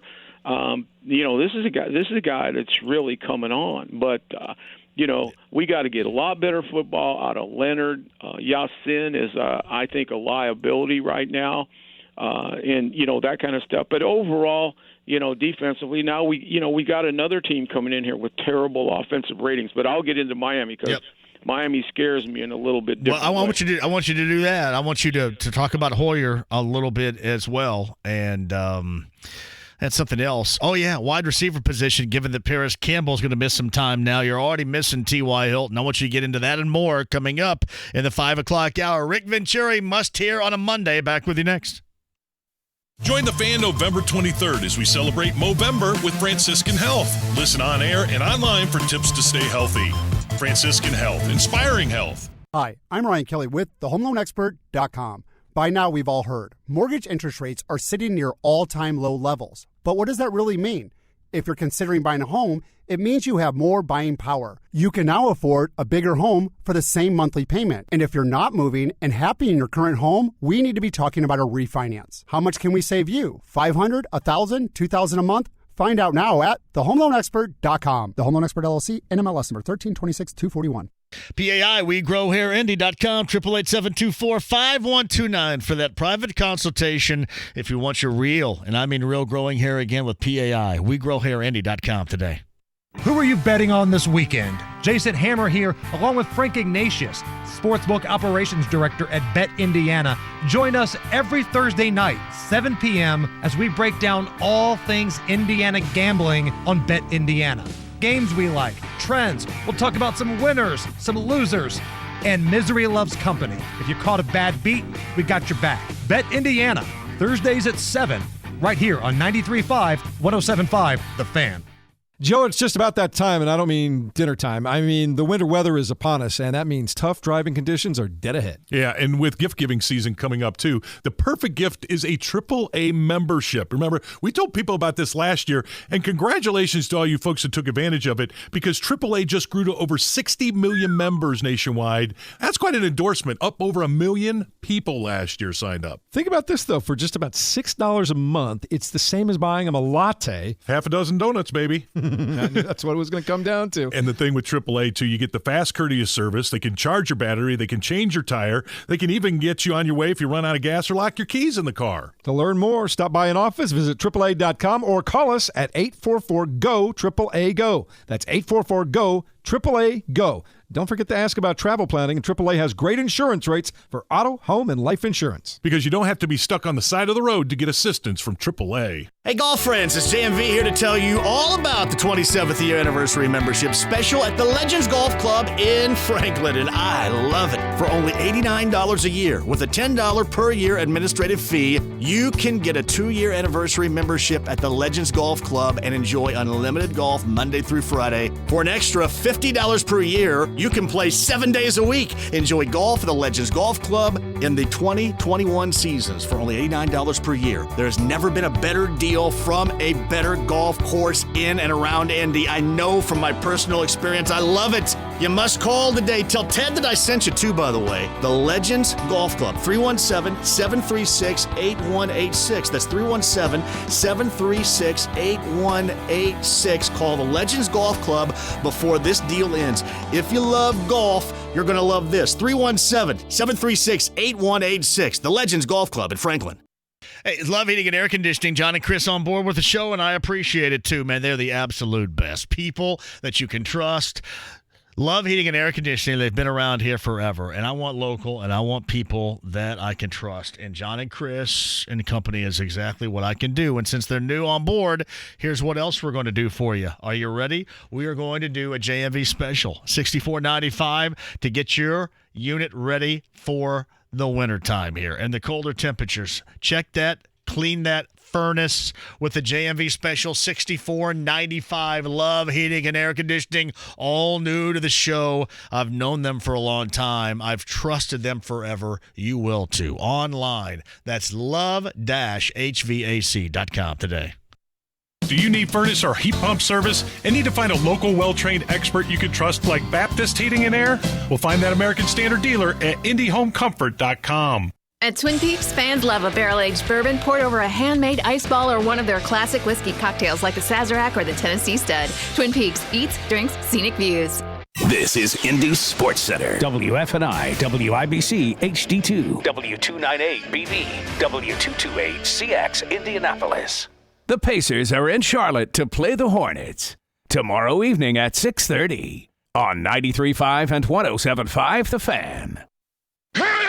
From playing in a phone booth, becoming a Morse Reservoir All-Star, and earning status as an ambient player, it's time for the best of Coach Rick Venturi with a breakdown of yesterday's game. Brought to you by the District Tap. Craft beer on tap and damn good food. North at 82nd Street, just east of Keystone at the Crossing. And now downtown at Georgia Street and Meridian. Back with Rick on the Andy Moore Automotive Group hotline. So Hoyer to me, fine, touchdown, and then came back from that 96-yard pick six that he gave up. But that's hard to wipe away because, as you mentioned a little bit earlier, that absolutely breathed life into the Steelers when you were getting ready to really give them a gut punch beyond gut punches right there. But overall, how would you assess his play? No, I thought it was pretty doggone good. Like I said, you can't erase that play. And that is going to happen. I mean, to me, that was the turning point in the game. You chronicled it because that gave them life. That kept them in there one more period of time, which time ran out for us. But I thought that he came in, did a really good job. He really handled it. The throw, the post to Pascal, the throw and the catch. And Pascal had a really good day. I mean, one thing about Pascal, if you play off of him, one thing I'm learning quickly is he is a tremendous route runner. If you don't bump him, if you don't bump and run with him, and you let him have free access, he's going to turn you, and his hands are outstanding. I mean, that was a good throw on that Dino post. You had to throw it high up in there, and you had to throw it quick.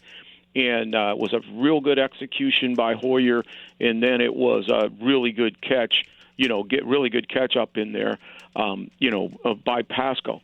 I also thought that really for his first throw, now Doyle did a really good job on that first one. Doyle comes down and runs what we call a jerk route, which is an option route, which means he can shake and go, he can stop, he can turn it back out. In other words, they isolate him down in there on the linebacker. And really, Bush made a huge mistake because they're playing what we call quarters, and it's really 3-on-2 with Bush inside, with Fitzpatrick over the top and Hilton to the outside, Mike Hilton.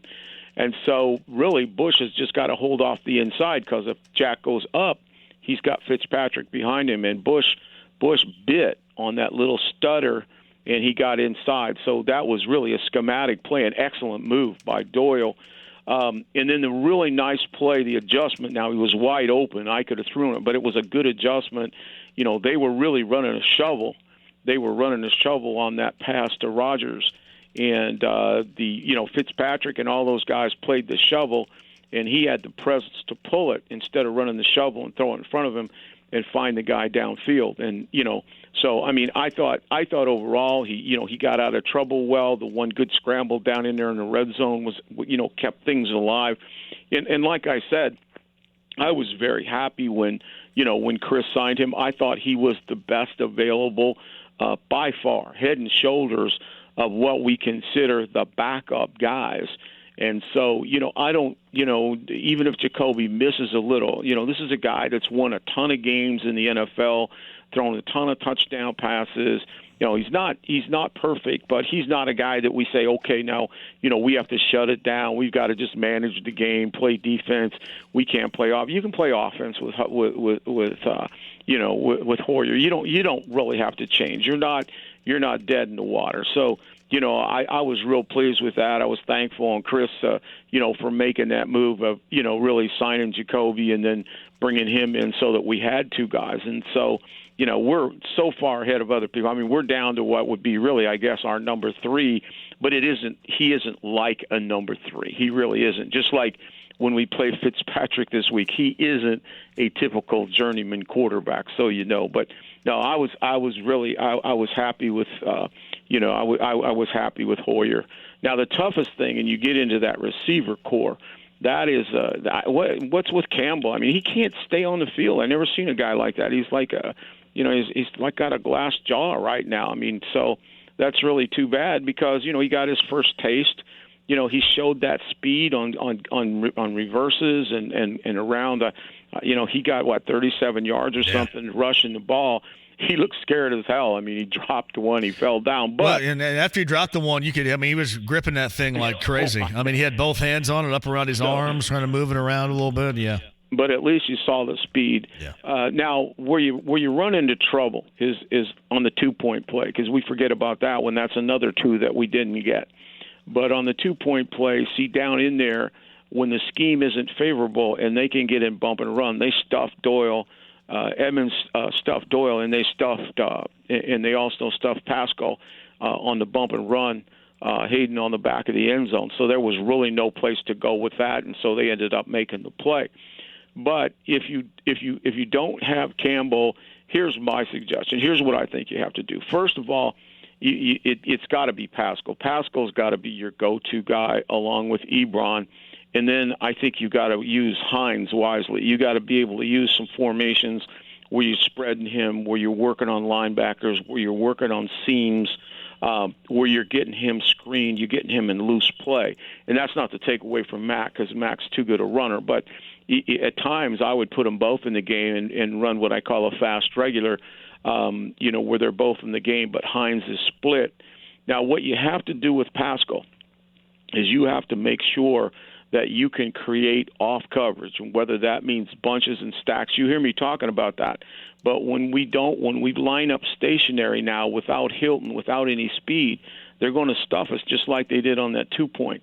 If we can get Pascal free access, then he is going to utilize his route running and his ability to catch the football, and he's going to be really productive.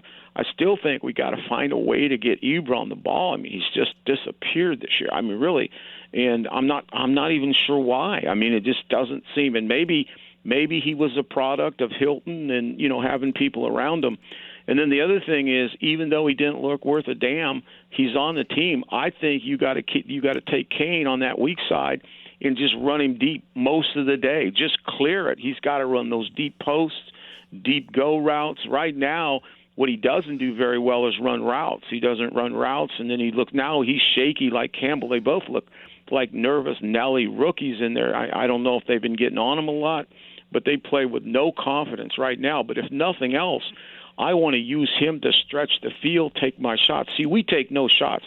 What Pittsburgh didn't press as much as I thought they would, but they brought 5 all day like I predicted. But what they did is played a lot of 93 fire zone, and they just squatted those corners. They squatted down in there. I mean, like, you're not going to throw the ball deep, so we're going to bring 5. You're not going to have a lot of time, and we're going to sit on you. And they really sat on us, and then they did play a percentage of man-to-man.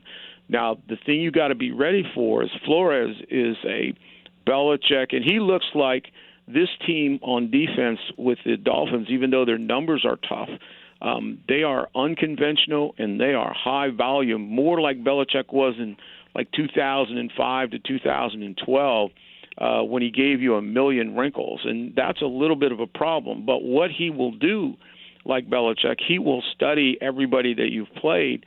And what's killing us, what's killing our passing game and running game is, again, I say it every week, is that 5-man. And if you watch Pittsburgh, they were bringing somebody all day, either Williams or they were bringing Bush. They were just bringing people and twisting people and just attacking our front and then playing real tight coverage with it. So, they like to play man-to-man anyway. It's kind of a Belichick deal now. So you're going to see they don't have the greatest corners in the world, but they're going to get up in your grill and they're going to force Pascal to release. They're going to get up in Ebron's grill and they're going to do all that. So, we have to have better counters than we've had lately. We just haven't, since Kansas City, we haven't been able to get off any of that stuff. So, again, I think we've got to create a game plan where Pascal gets free access. We've got to start getting Ebron in the deeper part of the field now. We've got to start stretching the field with him. Use Kane not so much as a primary guy, but as a guy who can stretch it. And then I think you want to use Hines in around linebackers on option routes, seam routes, crossing routes, things like that where you can get after them. How was Ebron used yesterday? Because the one time that we really saw him, you had like 2 or 3 dudes go to him, and then I think it was Chester Rogers all alone in the end zone for a touchdown. But how is he being utilized or lack thereof, Rick? Well, it just seems to me like we just don't have a cohesive plan with us right now. We're kind of spread. We just kind of lack continuity in what we're doing. And obviously the loss of Hilton is huge. Every time he's out of there, it's huge. And I think we kind of had roles defined going into the season. Hilton was going to be our strong side guy. We were going to scheme for him, let him get deep, run the deep outs, do all that stuff that he does, play action. We were going to use Funchess on that weak side as the bank board guy, that slant guy, that back fade guy. And then when you had that going, then that opened the inside of the field for Doyle, and it opened the inside of the field for Ebron. And now when we get in the red zone, nobody's worrying about that stuff. They really aren't. Now I think they'll worry about Pascal a little bit more because now he's beginning to make good performances a rule. So, but a lot of the coverage has gone to Ebron. So again, we've got to get some other guys to participate. It's Rick Vinatieri on the Andy Moore Automotive Group hotline. We've had at least many noticeable penalties we have seen from this team in the past couple of weeks. I wouldn't say epidemic, maybe you would describe it as such, but there's some undisciplined action going on out there. Can you put your finger on it? No, because it's all different kinds of stuff, and I don't understand it really, because usually when you're winning, you play with confidence. Obviously, Glowinski, as I said, I pointed this out for a long time. He's an accident waiting to happen. He's the weak link in there, and everybody in my world knows it. And, all of a sudden he's jumping off sides. He's holding. He gets 2 successive penalties in a terrible situation. But I think that's lack of confidence, lack of ability right there. And then Leonard is just a jump on the pile guy anyway. I mean, he gets half his tackles jumping on the pile, and he comes over there at the last minute, and the guy was down before the half, and he just does a couple stupid things. And so I don't know. It's pass interference is a tough thing. I don't. That's a physical play. That's not a mental thing. That's you're fighting one-on-one. Both pass interferences, to me, could have been let go. Both the one on Tell and thank God it wasn't let go on Nelson, but on their Nelson on the right corner, I didn't think either. I thought both of them were incidental, didn't affect the ball at all. So, but I'm a little bit more of a practical. I think what's happened in the NFL is because and it started with the idea of safety and then replay and all this stuff. Is that we were over officiated. I mean, we're just way over officiated.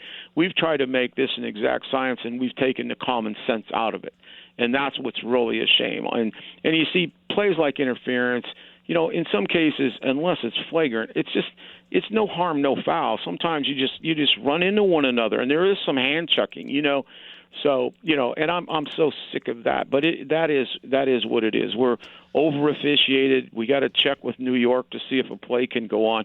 It's just ridiculous after a while. But I thought Tomlin was going to challenge everything yesterday. And we're at a place right now where you kind of know, unless it's incredibly egregious, it's not going to be turned around. Yeah, you're not going to get. You're very seldom going to get an interference penalty, because interference is a little bit like offensive holding. You can probably call it almost any time, because there's a lot of incidental contact. There's a lot of hand checking, like in basketball.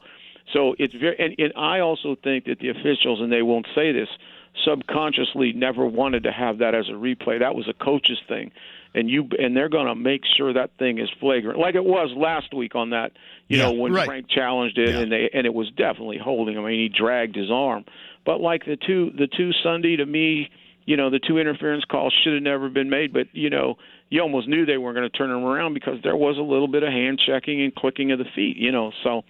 But I'll tell you what, this is another dangerous game, and I know this sounds silly at 1-7, but I've watched this Miami team really closely now. I mean, really closely.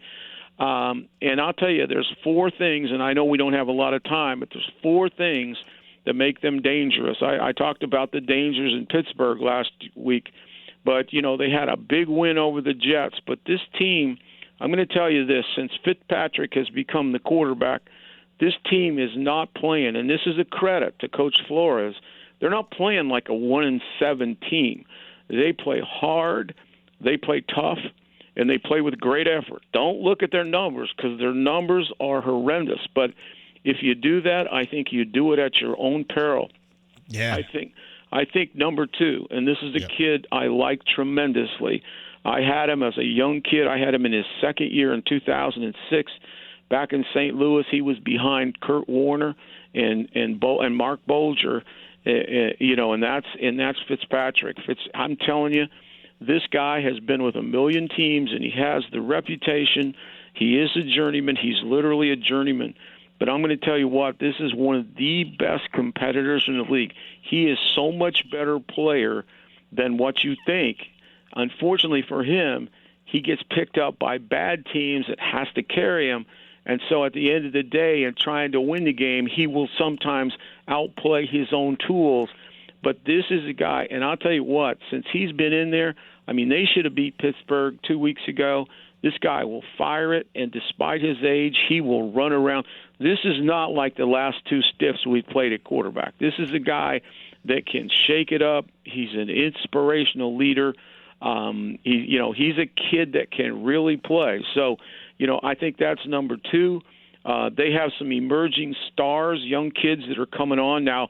They got a big blow. We caught another break on defense. The Pittsburgh lost Connor last week, and this week they just lost Preston Williams for the season. He's a big, playing their split end out. He's doing a great job the last month out of Colorado State, undrafted free agent, about 6'5".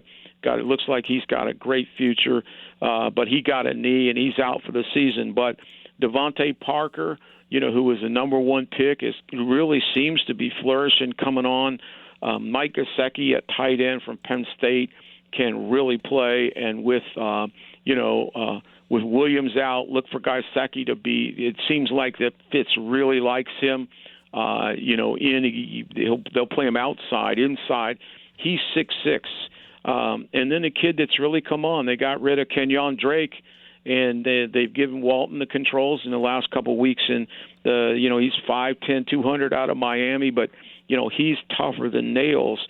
And then on defense, I mentioned it before, they are really high volume. I mean, and unconventional. They'll give you what I call loaded fronts.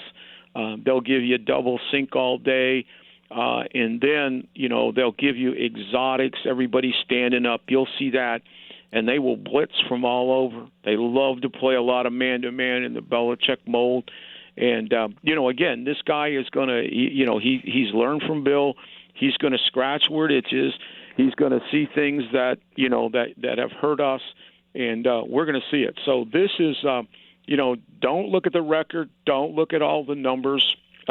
The one number I will give you, and this is amazing, is that Fitzpatrick, despite the 1-7, despite all the things that have happened to him, and they have a terrible offensive line, but despite that, he has the 13th best QBR in the National Football League, and that is one hell of a feat to be in that situation with all the things that's happened to him. You know, when he was with us back in 2006, and we had those really good drop-back quarterbacks, we had great drop-back quarterbacks, he was always our fourth quarter guy in preseason, and he would win all the games because he would just run around and make plays.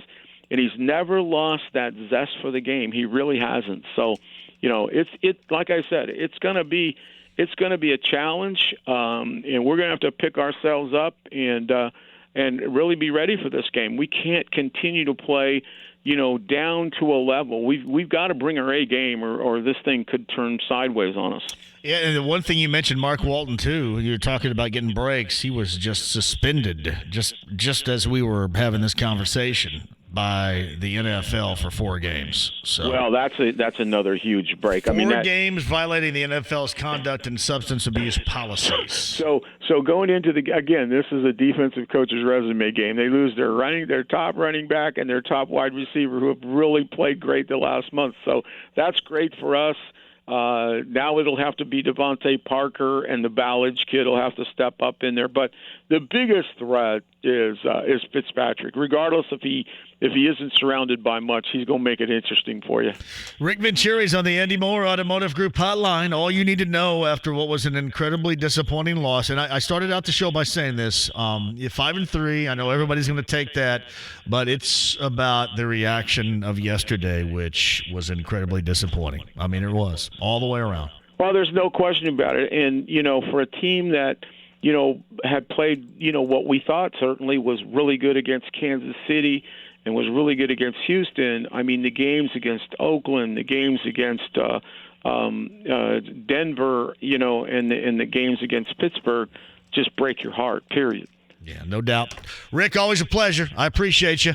All right, John, we'll talk some more this week. Gotcha. Rick Vinatieri on the Andy Moore Automotive Group hotline. If you missed any of it, the podcast, 1075thefan.com. And all you need to know regarding the deal between Penske and the Holman and Company earlier today, for the first time in 74 years, there's going to be new control of IMS, and in this case, the NTT IndyCar Series, and it's going to be somebody we know very well, Roger Penske. Robin Miller's got his hand on the pulse of all that, and we'll get him on the other side. We'll talk that up and a lot more. Your calls at 239-1070. I got your chance to win. I'll tell you what, let's do it right now. You want to do Zeppelin 2 tickets right now, too? Yeah. 50th anniversary Zeppelin 2 tickets we'll give away right now. Caller 10, 239-1070. Quick win and ours on the other side next. Visit butlersports.com/buy tickets. Stop by the Hinkle Ticket Office weekdays from 10 to 4 or call 317-940-DOGS to get your Butler basketball tickets. The following is a district-wide service announcement from the District Tap. The District Tap. Craft beer on tap and damn good food. Wait, hey, can we say that? Damn good food? Yes, I'm told that damn good food is totally acceptable. Go ahead and pick it up from there.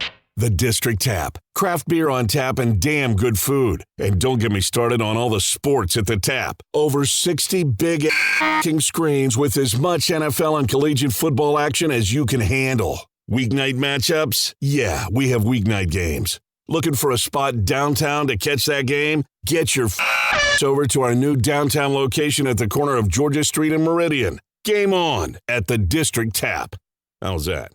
Fantastic. The District Tap. Craft beer on tap and damn good food. North at 82nd Street, just east of Keystone at the Crossing, and downtown at the corner of Georgia Street and Meridian. Online at thedistricttap.com. PAI, WeGrowHairIndy.com, 888-724-5129. It's your real growing hair again. Who wants something different?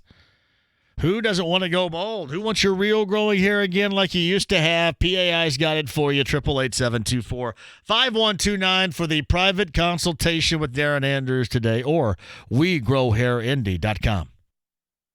Place your sports bets at BetRivers.com, offering competitive odds on game lines, futures, and prop bets. With 50-plus in-game bets on pro football games. Make bets while the game is being played, like who will score next, how will the current drive finish. You will earn rewards for every bet you place with our innovative loyalty program. Sign up now. We'll match your first deposit up to $250 using one of our 12 deposit methods. More bets, better odds, more action. Place your sports bets at BetRivers.com. Must be 21 or over to play. Gambling problem? Call 1-800-9-WITH-IT. Playable only in Indiana. Hey, it's Big Joe for your trusted local independent American Standard heating and air conditioning dealer, B&W Plumbing, Heating, and Air Conditioning. Owner Beth Rovazini says there's a common misconception about today's high-tech thermostats. A lot of people think the thermostat has the ability to look at the filter and say, oh, hey, it's clogged. It doesn't. It's just a timer. There's not anything within the thermostat that scans your filter and says, oh, this one's clogged, this one's not. B&W Plumbing, Heating, and Air Conditioning, 317-243-3581. They're your trusted local independent American Standard dealer. Hey, John here for FanDuel. Got a great deal for you. FanDuel with me, and here we go. LSU, Bama, coming up, right? FanDuel is giving you the chance to get an even bigger win when you bet on this game. Sign up with promo code JMV and bet up to $5 on the LSU-Alabama money line. If your bet wins, FanDuel Sportsbook will pay out your bet in site credit at 25-1 odds. Just sign up to qualify. Use the promo code JMV. Do it. And with FanDuel Sportsbook, there's plenty more to bet on. You got the props, parlays, over, under, spreads. You also have promotions running every single day, like close, loss insurance, touchdown bonuses, and boosted odds. And best of all, FanDuel Sportsbook has lightning fast withdrawals. That means you have your winnings in your pocket in as little as 24 hours. So sign up with the promo code JMV. That's the promo code JMV. Then place a $5 money line bet on the LSU-Alabama game, and you'll get paid out in site credit at 25-1 odds if you win. Download the FanDuel Sportsbook app now. Visit FanDuel.com/sportsbook to bet today. Must be 21 and physically present in Indiana. First online wager only. Bonus issued in site credit. Site credit expires 7 days after receipt. Terms apply. Pre-game wager required. Maximum 125 bonus.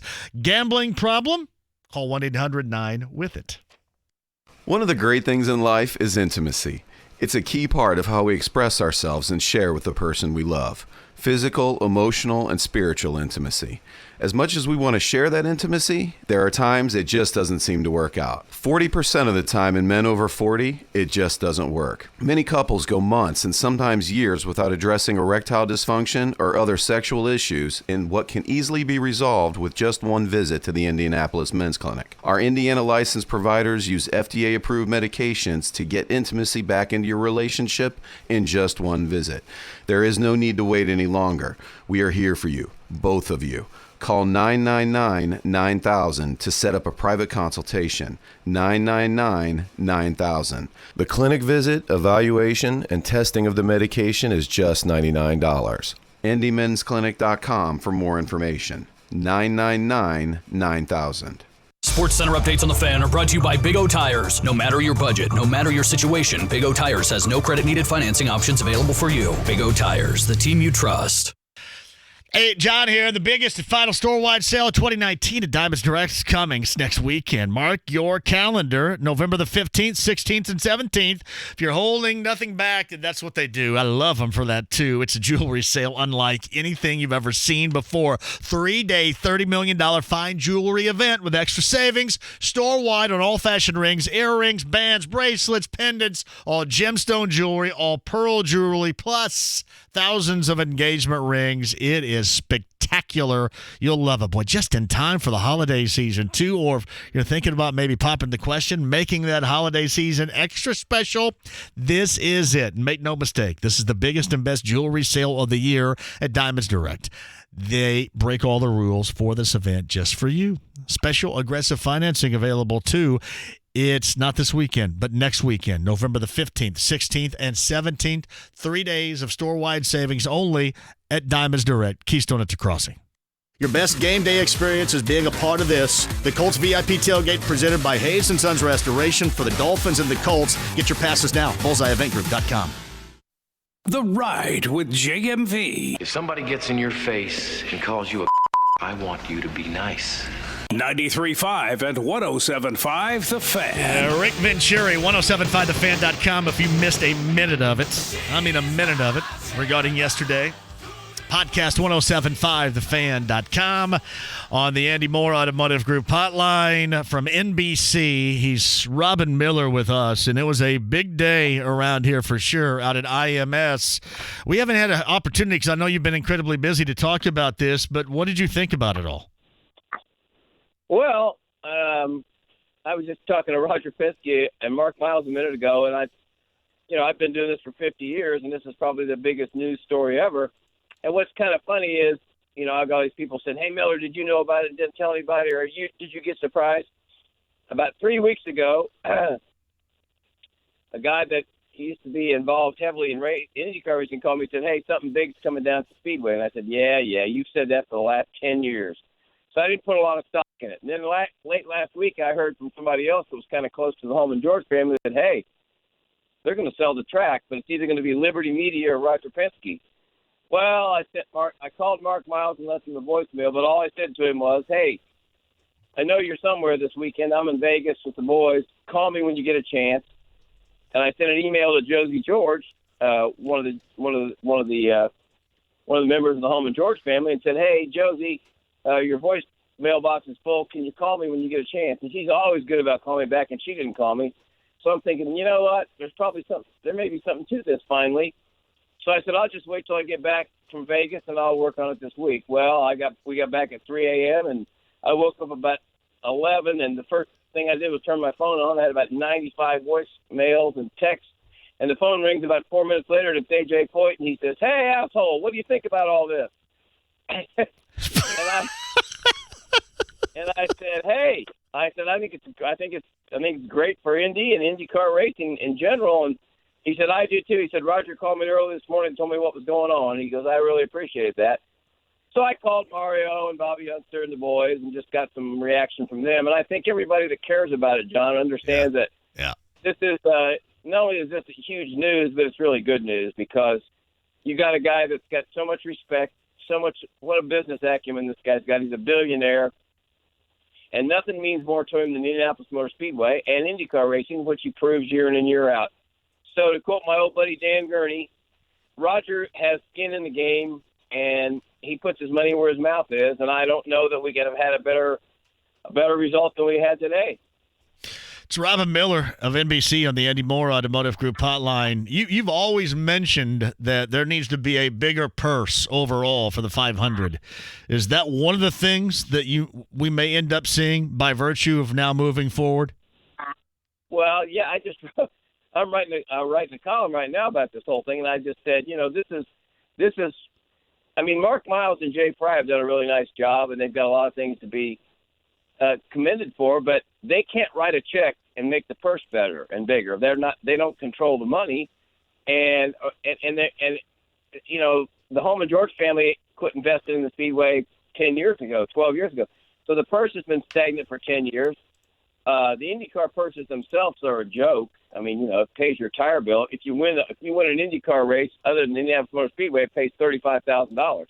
So I'm hoping with Roger Penske's expertise and as many people as he's found through the years to help run his business, he'll find some marketing genius that's going to go out and sell a title sponsorship for the Indy 500 and put $10 million or so into the purse, or $5 million, or whatever they can get, and then maybe figure out a way to prop up the series purchase so somebody can actually afford to do this and maybe even break even or make a little money. So Robin Miller with us. Besides that, that's the first thing that occurred to me when I saw this going down this morning, is because you've since we've been together and you've been on my show, you've always have talked about this. But Roger had mentioned, you're going to have to break some glass. What do you think some of that glass that is going to be broken? Some things that folks around here can expect change-wise moving into the future as far as IMS, the Indy 500, IndyCar, or any of that is concerned? Well, I don't know. I know that it's going to, everybody says the right things when something like this happens. Everybody's going to stay in place. Yeah. It's like Schmidt-Peterson's not going to hire the drivers. Well, I've been saying for 3 months, McLaren's going to hire the drivers, and Roger Penske is going to pick his people. And I think Greg Penske, his son, will end up being a major player in this whole deal as far as the day-to-day activities and what goes on. Because Greg he's a clone of his father. He's a sharp business guy, attention to detail, and I don't think Roger's going to go in and just clean house, but I think he's going to look around. He's going to ask a lot of questions. He's not going to be here every day. He's not going to, he'll probably be jet in a couple times a month. But he's got enough of a handle on what's going on, and especially the key for Roger Penske, Johnny, is the people he hires, whatever it is, Detroit Diesel, Hertz Truck Renting, his IMSA team, his IndyCar team, they stay forever because they're loyal and they're good. And that's what he'll do. He will find the best people. And that's what the Speedway needs. And it's no disrespect to Tony George or his sisters, but they took this thing as far as it could go. They weren't putting any more money in it. They don't have the expertise Roger Penske has to go into a boardroom and strike a deal for sponsors. And Roger's so impressive. And, Bobby Unser said a little while ago, he goes, Robin, he's 83 years old. He's not going to be around forever. I said, well, neither are you, Unser. But God damn it, I said, he's on an airplane every day flying all over the world. I said, I think for 83 years old, he's pretty active, not to mention he only sleeps 3 or 4 hours a day. So I don't see how, honest to God, I don't see how we could have had anything better for open wheel racing, because right now, John, NASCAR, I mean, they're trying to sell NASCAR and the ISC, and they're going to cut a bunch of races out of their schedule in a couple of years. And when the TV deal gets restructured, they're going to be down to about 25 cars. And they don't really – I mean, this couldn't be better. The timing couldn't be better than it is right now for IndyCar racing, because you finally got a guy like Roger Penske who actually has a vision that's going to and going to lead this thing. Don't ever – most of these people don't ever kid yourself. He only sleeps 4 hours a night, and yeah, he's 83 years old. He is so sharp still, and his drive to succeed will be the best thing that ever happened to the Indy 500. So Robin Miller, he's on the Andy Moore Automotive Group hotline. I know McLaren's there. You got already, Honda and Chevrolet. He's going to try to get more engine manufacturers. He mentioned that today too. Well, yeah, I mean. Look at Roger. What's he run? He runs a Ford in NASCAR, a Honda in IMSA, and a Chevy in IndyCar racing. Think he's got pretty good connections? Yeah. You think anybody trusts him? So you think Ford will be here sooner rather than later, or back here? I guess. Well, I mean, Edsel Ford, the fourth or third or whatever he has, always said we're not going to go IndyCar racing, but Roger can be pretty persuasive when he has to be. I think. I mean, I just think there are so many things to do, and and everybody's going to say, well, don't expect this to be an overnight. I mean, you might not see any real change for a year or so, or a real progress in something that we haven't seen before, but give the guy a chance and give him some time to put his people in place and his plan in place, because he's the smartest guy I've ever met, period. And, we were laughing a minute ago. Him and Mark Miles are sitting on the front straightaway at Indy, and they're calling people back. And I said to Miles, I said, oh, yeah, now you call me back. You didn't call me back over the weekend. He goes, yeah, I knew what you wanted. Right. Right. So they're sitting there calling media back all over the country. But honest to God, I mean, I don't think I've ever met somebody that commands the worldwide presence in business that Roger does, that it could be just as happy eating breakfast at Charlie Brown's with his Indy old-timers hat on as he could be flying on his jet. I mean, he cares that much about the Indianapolis 500. It's so much a part of his life, so much a part of his resume, so much a part of what that drives him to get up every morning. I mean, it's Indy, and it's IndyCar racing. It's racing in general. So if Roger would have taken over IndyCar racing in 1979 when Dan Gurney wrote the white paper that really started – the white paper was really the impetus to start CART, which finally brought IndyCar racing into the 20th century in 1979. If Roger would have sold his team like Bernie Ecclestone did in Formula One and run IndyCar racing, you'd have never heard of NASCAR, because IndyCar racing would have buried him, because Roger Penske's that smart, that organized, that respected, and thought that far ahead. I mean, Danny Sullivan had the greatest line of all time. He said, when the music stops, RP's always got a chair. Yes, he does. And he's got furniture scattered all over the country because he knows what the hell's going on, and nobody surprises him. And I was just telling him, I said, you know what? This may be a bigger surprise. This was a better job of keeping this a secret than when you brought the Mercedes engine to Indy in '94. He goes, I'd have to say so. He goes, I can't believe you didn't send me an email or a text.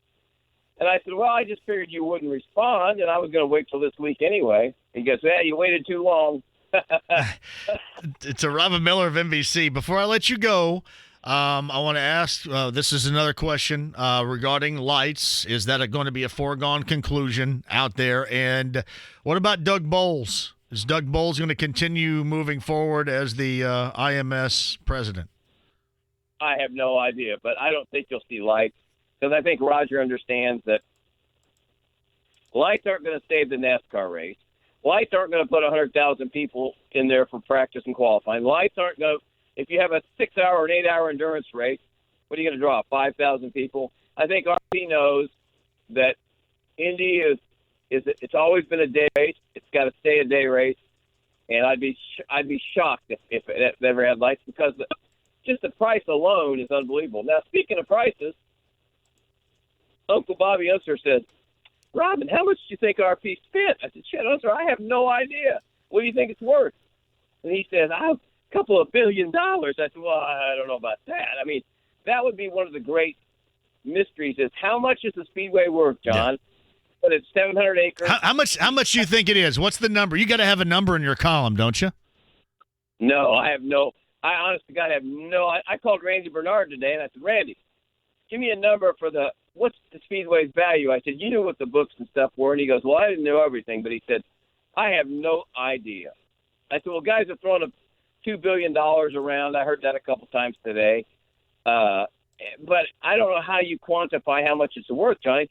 There 680 acres of land, and yeah, I mean they've made a lot of great improvements over the years.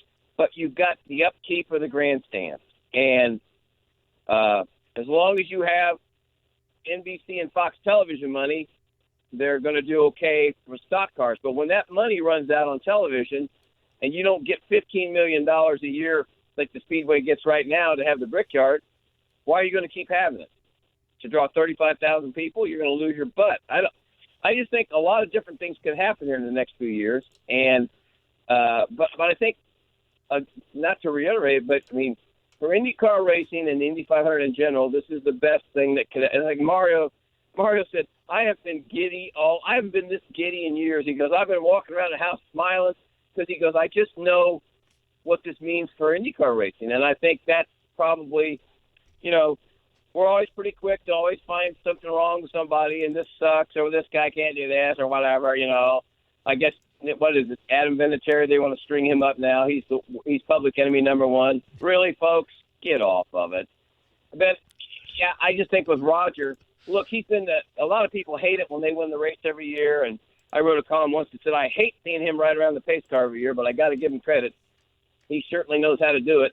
It's just that he's got, there's a class. He brings class to everything he does, and what he'll bring to the Speedway and IndyCar series is he'll bring an organization and a game plan like you've never seen before. It's Robin Miller. We got to run here, but did you mention is Doug Bowles going to stay on, or is that going to be one of the situations evaluated here, or what happens?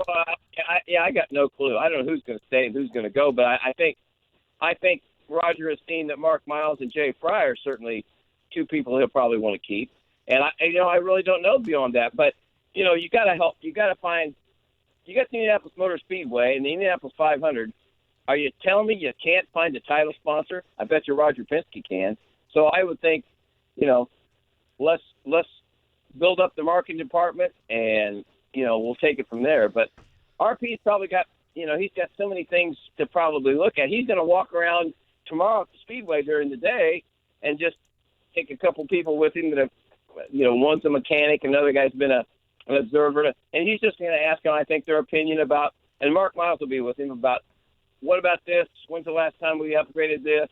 Is this in disrepair? Do we need to add? What about our Wi-Fi system? We're going to have online betting this coming May. We got to upgrade our Wi-Fi system. What about parking? I mean, there's just so many things to look at. And guess what? RP will cover all the bases, Joey. It's Robin Miller, NBC. He's on the Andy Moore Automotive Group hotline. Busy day for you. Hey, thanks for hopping on here, brother. I appreciate it. Thank you. Always a pleasure to talk to you, son. You know that. Now get your butt to Working Man's Friend next time I send you an email. No, I couldn't make it that day, but I normally try to go. You know that. But, yeah, when you go again, let me know. I will, buddy. See ya. Thanks, R. Bye, Johnny. Robin Miller's on the Andy Moore Automotive Group hotline. I hope Doug stays, man. I love Doug. I do. All right, quick break. We'll come back. Final time with you. I want to give away some tickets on the other side. I'll tell you what tickets we're giving away next. Share a Coke at the Colts Ultimate Tailgate Party next Saturday from 4 until 6 at the Meijer and Carmel, presented by Meijer and Coca-Cola. Meet Blue, win Meijer gift cards, and Colts stuff. What would you do with the money if you didn't have to pay your house payment for 2 months, especially around the holidays? That's right, no house payment for 2 months. This is James Hawkins at Golden Oak Lending. Don't let money problems spoil your holidays. You can use the increased value of your home to pay off bills or get cash out. Why pay 18% credit card interest when Golden Oak's mortgage rates are in the 2s? If it sounds complicated, it's not. Just call us. We're here in town. We do all the work.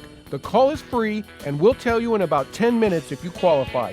You have nothing to lose, and we want to talk to you. Refinance to a low rate, get cash out, and put 2 months of house payments in your pocket. Visit GoldenOakLending.com or call 317-706-GOLD. 706-GOLD. Golden Oak Lending, cured my blues. NMLS 114937, regulated by the Indiana Department of Financial Institutions.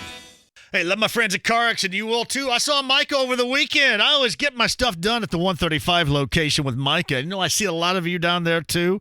That's not the only Central Indiana Joe Childers run CarX location, so you're going to get great service wherever you go. The absolute best in brakes, tires, and anything mechanically that you need done on your car, truck, or van. And right now, trained and trusted, top of the line. And how about this deal? New brake pads are just $79.99 per axle on most vehicles at CarX, and that includes installation. $79.99 brake pads at CarX. So remember, when you need brakes, there's one place and one place only to go.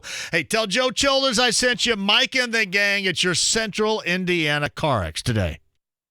Hey, it's Dan Doggett here for Steffi Hadaway Insurance. Did you know that life insurance is the best way to give tax-free money to family and friends? It's the best way to give it to your favorite charities, nonprofit organizations, or your high school or college alma mater. Don't put off buying life insurance protection for another day. Give Mike Steffi and his team at Steffi Hadaway Insurance a call, 317-334-3743 today, or shiagency.com, and tell them Dan Doggett sent you. Hey, it's PAI, WeGrowHairEndy.com, 888-724-5129 for that private consultation, and let Darren Andrews tell you all about how you can get your real growing hair again. That's 888-724-5129 or WeGrowHairEndy.com today. Adam Vinatieri and the Colts kicking operation botched a go-ahead 43-yard field goal attempt with 1:14 remaining in a 26-24 loss to the Steelers at Heinz Field on Sunday. That robbed Indy fans of the win, as well as the cover for bettors who back the Colts as 1-point underdogs. With this Bet Indiana News update, I'm Kevin Bowen. The Colts gifted 3 turnovers, accounting for 17 Steelers points, and were flagged 7 times for 89 yards. While Brian Hoyer filled in pretty well for the injured Jacoby Brissett, Brissett's status looms large for the Colts. Indy opened as 13-point favorites yesterday for next week's home game against the Dolphins, and were bet down to -11 in early wagering. That's a long way from the 15.5-point spread odds makers were dealing on advanced lines last week, indicating the betting market is doubtful Brissett will go next week. On Monday Night Football, the Cowboys, coming off a Week 8 bye, are 6.5-point chalk at the Giants, as money on the underdog has moved the spread down from 7.5. This sports betting update has been brought to you by Bet Indiana News. Visit BetIndianaNews.com for more sports betting coverage and insights. Hi, it's Stan Dockage for the only window company I use or recommend, Window Nation. Temperatures are changing fast. Fall has arrived, which means cold weather. Preparation for the holidays and winterizing your home. Start with a project that will give you the most bang for your buck, new windows. Window Nation windows will protect your home from the coming nasty winter weather while reducing your energy bills. It's simply a no-brainer. Call Window Nation today and get 2 free windows for every 2 you buy. Buy 4, get 4 free. There is no limit. Plus, for the next 2 weeks, no interest for 5 years. New windows today, no interest for 60 months. It's Window Nation's greatest deal. Bottom line, call the window company that over 80,000 homeowners have already trusted. Don't wait until the holidays arrive and the cold weather is already here. There is still plenty of time to get your windows ordered and installed. 1-866-90-NATION today. 2 windows free for every 2 windows you buy. 0 interest for 5 years. Visit windownation.com. Hey, it's BullseyeEventGroup.com. Colts VIP tailgate. Dolphins in town on Sunday. All you can eat, all you can drink. Skids, Indiana Jones, me. It's a part of the Colts VIP tailgate presented by Hayes & Sons Restoration inside the Bullseye Event Center. You'll love it. Makes your game day experience the best it can be. Get your passes right now. BullseyeEventGroup.com. Diamonds Direct has an extra 20% off next weekend, November 15th to 17th. Plus, get special financing, November 15th to 17th, only at Diamonds Direct. Soccer Saturday featuring Indy 11. If this is your football, this is your show. Saturday at 9 on The Fan. The Ride with JMV. You just got your asses whipped by a bunch of damn nerds. 93.5 and 107.5 The Fan. All right, welcome back. We got to go here. Colts Roundtable Live. Hashtag Colts Roundtable for your questions on Twitter from Matt, Sorge, Joe Wrights coming up here at the top of the hour. Rick Vinatieri was awesome, and Robin Miller was too. 1075thefan.com for any of a Miss Minute podcast. You'll find it right there. Butler tickets. When is that game? Is that Wednesday night? Butler tickets, number 10, 239-1070 right now. Butler tickets for Wednesday night. And we're getting set. A little college hoopage season gets underway. I got to get Greg Lansing on here as well later on this week. My friend and the head coach of Indiana State. Got a big game on the road versus Dayton. Then next week, got a big game on the road versus Louisville. Butler's starts and tickets right now. Caller 10-239-1070 for that as well. It has been a busy day. Yeah, I know. I think R was just telling stories and got a little bit loose. It happens with R. That's why we got a dump button here. Why we have a dump button. As always. JMV, I thought Venturi was exceptional today. Nah, he was. He was really good. You guys were too. Great reaction on an overreaction Monday. We got it all in. Greg tomorrow. See who else we can get on this show later on this week. I'm going to be out Thursday and Friday on the road. Indiana Grand and Shelbyville with Heaven Hill and Brent and our Larceny Locks and Luna Azul Tequila Shots. Thursday, Friday, Bugsy's. That's over on near the east side off of Brookville Road and 465 for Dolphins Colts tickets. You know what? While you guys are calling right now, I got something extra special for you. You ready? Journey and Pretenders tickets. The show does not come around until June the 27th of 2020. That summer, tickets just went on sale. Somebody is going to go long before this happens. Journey and the Pretenders. We'll go number 10 on you as you're already calling in at 239-1070 right now as well. Rick Vinatieri, Robin Miller, 1075thefan.com for a podcast. Colts Roundtable Live. Matt, Joe, and Jim. Hashtag Colts Roundtable for your questions. That show's next. Have a great night. Sports Center updates on the Fan are brought to you by Big O Tires. No matter your budget.